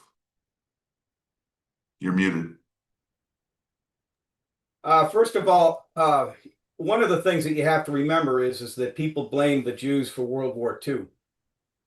This was one of the things that, ultimately people, prior to American entrance into it, essentially people said the only reason that people want us to get involved in it is to basically to act on behalf of the Jews. Okay. and this is really one of the big concerns that I have is that, yeah, I do think that we're going to see on the far right and on parts of the irresponsible right, and the isolationist, anti-neocon right, they're going to say, we're already seeing lots of posts on Twitter about World War III. They're saying that this is going to cause World War III. And it's ultimately what happens is, and this is a narrative that I have seen essentially since I've been doing this work in 2005. The problem isn't that people are obsessed with Israel and want to destroy it. The problem is that Israel defends itself against its attacks against its citizens and tries to deal with the threats against it. For a long time on the right, we didn't see that type of rhetoric. It was mostly on the left. I dealt a lot. It was there, to be sure. But one of the things that I'm worried about is that we're going to see this type of boogeyman come out again. Essentially, the existence of the Jewish state, the insistence of the Jewish state to defend its citizens and to defend itself against threats has always been essentially used as a marker or as a touchstone for any bad that comes down the pike in the Middle East. And the thing, and that's what Israel's enemies are counting on. That's what they're counting on. And so suppose Iran does actually pull off an attack, God forbid, and there's some sort of attack, a la Kurt Schlichter's book, The Attack, and there are some violence. There will be people that will blame Israel and the American Jewish community for that violence, even though it was perpetrated by Iranian forces. And Dexter, we actually have our digital media specialist who has been scouring social media tonight for this reaction from the far right elements as it relates to the Israeli attack on Iran. Achnaf Kalam, who's going to give us a report on what the live reaction is from that isolationist right Twitter sphere. Oh, hey, well, thank you for having me on here. Some of you might remember a few weeks ago, I did a podcast episode with one of our writing fellows, Karis Rea, about this, what we call the woke right, this kind of Tucker Carlson far right, anti-isolationist sort of camp. And just in the last 2 hours, some of the responses coming out of Twitter and X and Facebook and elsewhere have only confirmed not just the anti-Israel sentiment that is prevalent, but into actual pro-Iran sentiment. One thing that I've noticed is people are kind of drawing a sort of parallel to the US invasion of Iraq. They're saying that we don't want to get the United States involved in another war under similar false pretenses of weapons of mass destruction or nuclear weapons. Completely ignoring the fact that just this week the International Atomic Energy Association confirmed what we all kind of knew this whole time, that yeah, the Iranian regime is not playing by the rules. They have been enriching uranium, and now the Iranians outwardly have said that they're trying to develop nuclear weapons. Among the Tucker Carlson, Candace Owens camp, some of what's coming out is vile. Like I said, it's no longer just drifting along the anti-Israel isolationist camp, but actually you see people like and I made this mistake in the past. I mentioned Jackson Hinkle, who's actually a left-wing card-holding communist, but he hangs out in these sorts of circles, and he is actively promoting pro-Iran, pro-regime propaganda. There is And then Candace and Owens. enough. You had someone like Jackson Hinkle. He visited the Houthis only a few months ago, right? So He did. you have your version of Tokyo Rose in the United States, who's now openly going and cheering on the regime, which has, we said this before, killed thousands of Americans, is targeting American allies. But really on point, what are they saying? Are they saying that the president should act in a certain way? Are they saying that Congress has to act a certain way? Beyond their usual, trying to burn down the Jewish state, what are they specifically saying in terms of what the U.S.'s next steps have to be, and how ridiculous does it sound? Well, they before this series of attacks began, they were very adamant that they don't want the United States to get drawn into Israel's war, so to speak. And then we get reports that Donald Trump warned Israel on Monday not to go through with these strikes, and even whether they do or they don't, they did without, it seems, the backing of the United States. They went through with it, and even so, the people on this woke right are still saying like, no, this is wrong. Israel should not do this. We don't want to get American soldiers killed for another one of Israel's wars. So whether it seems to me whether they have or not, they're going to get condemned by this far left and the far right either way. And now we actually have from Australia, Joel Burney, who has just joined us. And Joel, I want to thank you for joining us. Can you tell us a little bit about yourself, what's going on in the reaction down under, and how is Australia responding to these events over the last 3 hours? Thank you very much for having me. I work for a great organization called AJAC, the Australia, Israel, and Jewish Affairs Council. So we're plugged into the political echelons here, and the immediate response. So we have to understand exactly what the context of what's going on in Australia over the past 48 hours. So Australia, with other countries, including the United Kingdom, Canada, slapped on, and New Zealand slapped on Magnitsky-style sanctions against Itamar Ben-Gvir and Bezalel Smotrich, which is sort of illustrative of the very deep decline in the bilateral relationship between Australia and Israel. Australia was firmly in the United States column on its unconditional support for Israel historically and from a bipartisan point of view.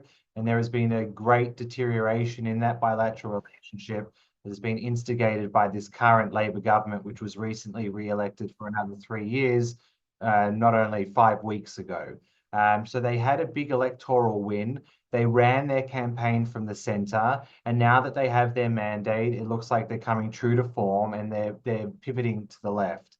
So on just from today, from the press conference from the foreign minister, so obviously it's only just happening in the past couple of hours, but Penny Wong, the foreign minister, had a presser where she called for calm and restraint as usual and dialogue, this weak and diluted statement, calling in the ballistic missile program as a problem, and saying that we all understand the threat of Iran's nuclear and ballistic missile program. So that's essentially as far as we get from the foreign minister.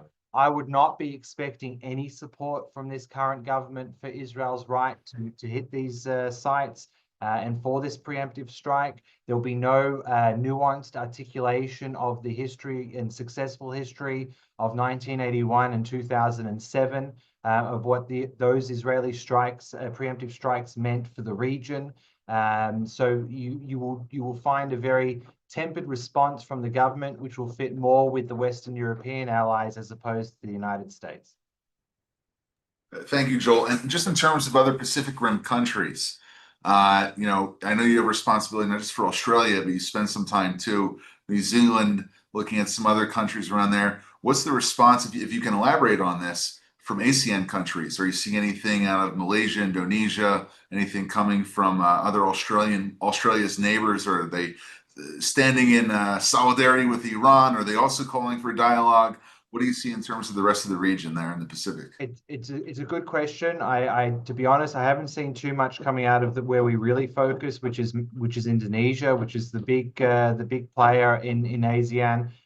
We can assume what the Malaysians are going to say. The Malaysians are going to be steadfastly in supporting the Iranians and saying some very toxic and anti-Semitic things about the Israelis at the same time. Look, there's little geopolitical strength that these nations have in the context of Middle East politics. So they will just be giving more ideological positions, but Indonesia is the one that we need to focus on. In terms of the more broader scheme and realignment of the Middle East, the hope is that Israel can expand on the foundations of the Abraham Accords in an intermediate and long term. That includes Indonesia. So Indonesia's position on this is vitally important. My suggestion will be is that they will say things that are predictable, but not as toxic or not as vicious as some of those that are very well known to be in the anti-Israel column. So it will be a tempered response from the Indonesians, which will obviously say something in support of the Ayatollahs and the regime. But I don't think it will be as viciously anti-Israel as Malaysia will be. Singapore will obviously keep very quiet in this respect. And then the other countries in the Pacific and the Asian Rim are really, it will be interesting to see what South Korea and Japan do. These countries have deep defense ties with Israel. I don't need to tell this audience, they're acutely aware of that.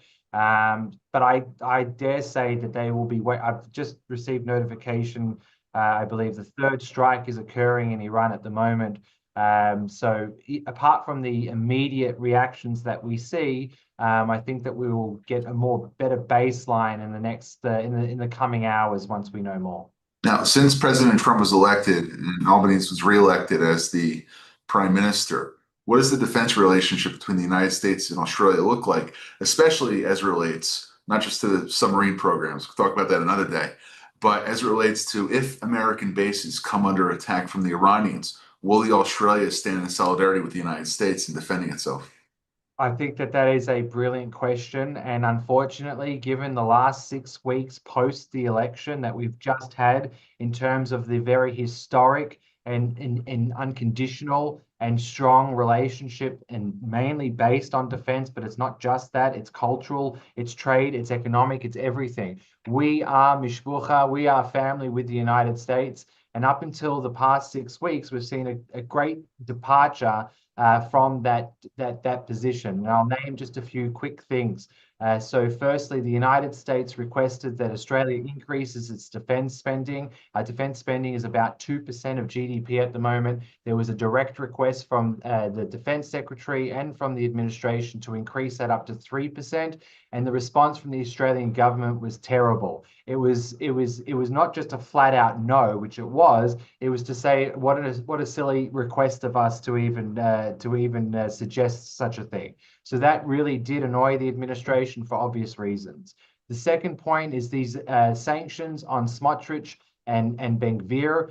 Secretary of State Rubio came out quite strongly against that and called for the reversal. Now, historically, I think it's unprecedented. I cannot remember a time where a US Secretary of State used such strong language in terms of judging the behavior of Australia ever before. Completely unprecedented. And then you had the Prime Minister and the Foreign Minister saying there's nothing to see here, there's no problems. The relationship and the alliance is as strong as ever. And the third and very concerning thing that happened in the past 24 hours is that the Defense Department now in the United States is having a review of the AUKUS relationship. So the AUKUS relationship is between the UK, Australia, and the United States, mainly based on the building and the exchange of technology for nuclear submarines. For the Virginia-class submarines, we are due to take delivery of our first US-made Virginia-class submarine in 2032. However, due to local demand in the United States, it is looking likely that this review will suggest either a delay of the delivery of those submarines or even a re-evaluation of the AUKUS agreements itself. So Anthony Albanese has done more to deteriorate the bilateral relationship between Australia and Israel in the 6 weeks after the election than I can remember since the ANZUS Treaty was signed in 1951. Joel, thank you so much for joining us today. Thank you for having me. Good luck in Australia. Thank you. I'm going to go back to Michael Rubin for a second, because one thing we haven't explored is how are the Saudis, how are the Iraqis, how are Iran's immediate neighbors responding to this attack? I mean, we've talked about Israel and Iran. We haven't spoken about most other Middle Eastern countries. What's the word on the Arab Street? Well, I mean, I've been talking to some of my friends in Iraq, and the answer I've been getting is actually a typical Iraqi answer. When I asked them what the mood on the street was in Baghdad based on ongoing events in Iran, they said what Iraqis are arguing about and discussing is who are more insufferable, the Israelis or the Iranians. Again, that may not be what Israel wants to hear, but it is a very typical man on the street answer inside Iraq where on one hand, there's no love for the Israelis after decades of anti-Israeli incitement, but on the other hand, there really is no love for the Iranians either, because the Iranians have a bad habit of condescending and using the Iraqis as fodder. And what about the Gulf countries? Have you seen anything? Maybe Shay will bring you in on this too. So you monitor this as well. What's the GCC, Gulf Cooperation Council, and Gulfi Arab response? Shay, I'm going to turn over to you. I haven't seen anything, but I want to remind you that the Gulfis were quite reserved about an attack, and they wanted a deal. They didn't want conflict to erupt. I suspect that a large part of that was due to a concern that if Iran attacks them, they will be on their own, as they have been before. Keep in mind that when Iran attacked the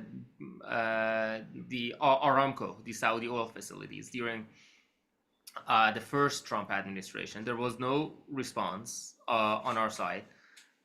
During Emiratis were attacked and some were killed, also no response from us. This has happened under first Trump and also Biden administrations, and I think that the Gulfis are going to do their best to just keep themselves out of this. And just one more thing, I have talked to a friend of mine in Iran as we were talking, just to give some demographic report of him. He comes from he's not like his family, but his family are more religious, conservative, from the bazaar. Actually, two of his uncles by marriage were IRGC commanders, now retired. So I asked how his family is reacting, and his family 15 years ago, I would have called them low voltage, pro-regime, reformist, and definitely not pro-Israel. And he said that his mom had said, I just hope that they kill Khamenei so this conflict could all end peacefully between us. Okay. And John, you're getting some reports from the Gulf about the thoughts from some members of the Gulf defense community about where they see this going in terms of Iran's capabilities to perhaps open up a second front. I just got some intel from a very reliable source in the kingdom, and they said there's no way Iran can open up another front, and they doubt very seriously there'll be any escalation from Iran with neighboring nations. So that's coming from some high-level contact in the kingdom. Michael, you said you were concerned about the Iranians opening an asymmetrical front, but in terms of direct kinetic military-to-military conflict, does Iran have that capacity to strike back at American targets and Israel at the same time? Frankly, I don't think they do. Israel will likely have been taking out any significant missile launchers that they know about. Remember, in 1991, when there was real concern about the U.S. involvement in Operation Desert Storm, liberating Kuwait, Iraq at the time had the fifth largest military. They were seen to be battle hardened, and they were believed to have top level equipment, and that war basically ended in 100 hours. I question whether we're going to see a similar situation here. When it comes to the Gulf Cooperation Council, however, one other issue to look at is basically the exports of oil. 20% of the world's oil passes through the Strait of Hormuz. Now, if Iran is able to close the Strait of Hormuz for a short period of time, they can't do it permanently, be it with mines, be it with drones, or so forth, that could cause a short-term spike. One issue to look at, well, this is going to hurt Kuwait and Qatar. Bahrain doesn't really have measurable oil anyway. Saudi Arabia can export through Yanbu. I've flown over Yanbu at night. It's lit up like a Christmas tree against the backdrop of the desert on the Red Sea. I would very much look at what security is in place around that oil terminal, which bypasses the need for, of course, the Persian Gulf. Also, with the United Arab Emirates, if you can picture the map of the Middle East, you have the United Arab Emirates, then you have the tip of the Strait of Hormuz, which is actually part of Oman, and then you have the United Arab Emirates again. The part of United Arab Emirates that is outside the Strait of Hormuz is Khor Fakkan. And one issue, part of the Ras Al Khaimah Emirate, I believe, one issue that we should be looking at is whether there's going to be any protection for oil exports from that to mitigate the flow of oil and the continuation of oil. You can see Khor Fakkan. Well, I'm pointing at my screen. You can't see it on your screen, but just on the part right outside basically where Greg has that arrow. That's what we need to protect. Now, a few years ago, when it looked like the United Arab Emirates were going to take the port of Hodeidah, which is a port through which the Houthis are supplied, that's when the Iranians attached limpet mines to some tankers at Khor Fakkan, signaling to the Emiratis, you attack us, we're going to attack your flank. That's what we need to protect to keep the oil flowing, because of course, oil is fungible. And even though most of the oil that comes out of the Strait of Hormuz goes towards Asia, it's going to impact the price. There's going to be a shock. Already, Dow futures are down 1%. We're going to see, I expect to see a sharp spike in the price of oil. What we're going to see, however, over the next day or two is whether that spike is going to come down as the international economy regains confidence. I suspect it will.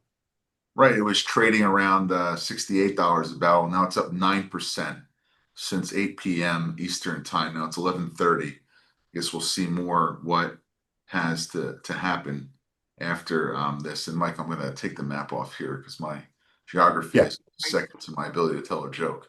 So, but anyway, maybe just really quick. We've been at this for about 3 hours now, and I think that there's a lot of anticipation and nervousness in the region as it relates to what's going to happen next. So for our audience, what I'm going to do is I'm going to make the live stream available for everyone to watch. We're going to have English subtitles made available for the Israeli news. And in the event that there is any breaking news, we will return to this stream and we will bring all of our analysts back. However, if there is not anything to report, and hopefully that's the case, but I unfortunately doubt that, we will have a broadcast tomorrow morning around 9 a.m. Eastern time to bring you the latest of what's happening. So does anyone have any final thoughts before we go to the Israeli news feed? Yes, Greg, very quickly, I forgot to mention one thing, which is Iran's one conventional capability that Iran might have against Israel to utilize is its submarine. And it has known to actually have sailed into near Israeli waters. That would be one place I would be one thing I would be concerned about. Not as much Iran's air capabilities, but submarine. Shay, how would they get there since they can't go through the Suez Canal?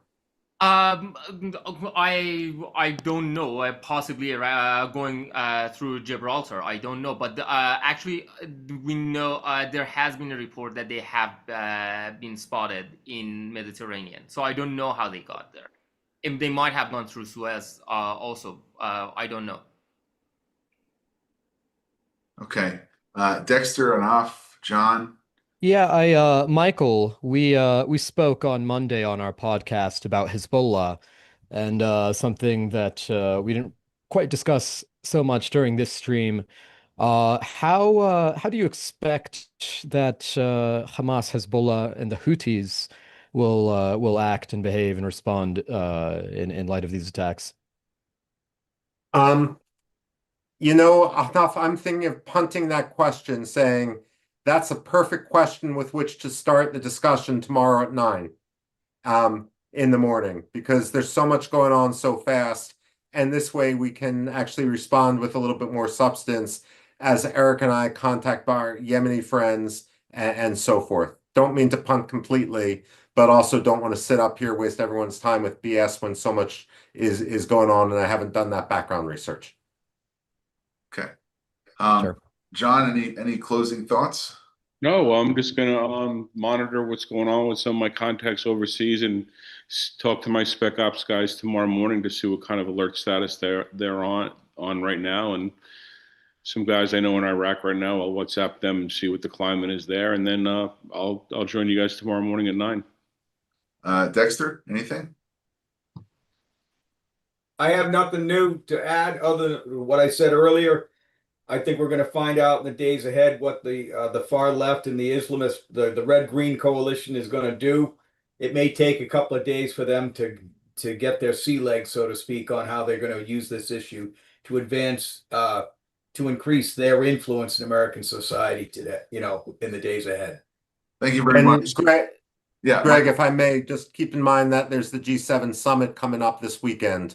So that's also something to watch. What's the news coming out of Alberta, as major world leaders are probably going to address this first and foremost.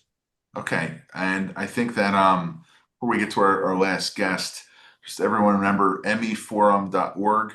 meforum.org is where you can find the latest written, spoken, and video commentary on the subject. We actually have a brand new article that Michael Rubin has written during this broadcast that all of you can access, and we'll share that really quick on screen.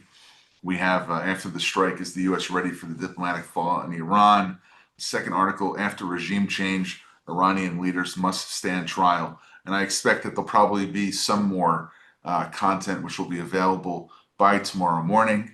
And I want to thank everyone, Dexter Van Zyl, Shai Katiri, John Hawley, Eric Navarro, Joel Burney from Australia, Alex Selsky reporting from Jerusalem, Winfield Myers, Anna Kalam, Dexter Van Zyl, and everyone for helping us bring this last minute broadcast to fruition. If you have any questions, you can email us at info@meforum.org. Go on our social media on X at meforum, on Instagram, on Facebook. And again, we'll be back with you tomorrow morning at 9 a.m. For those of you who are looking for a link, we will send it out prior to our broadcast. And I want to thank you for joining us this evening. To everyone in Israel, stay safe. To everyone across the rest of the world, stay tuned and stay informed by following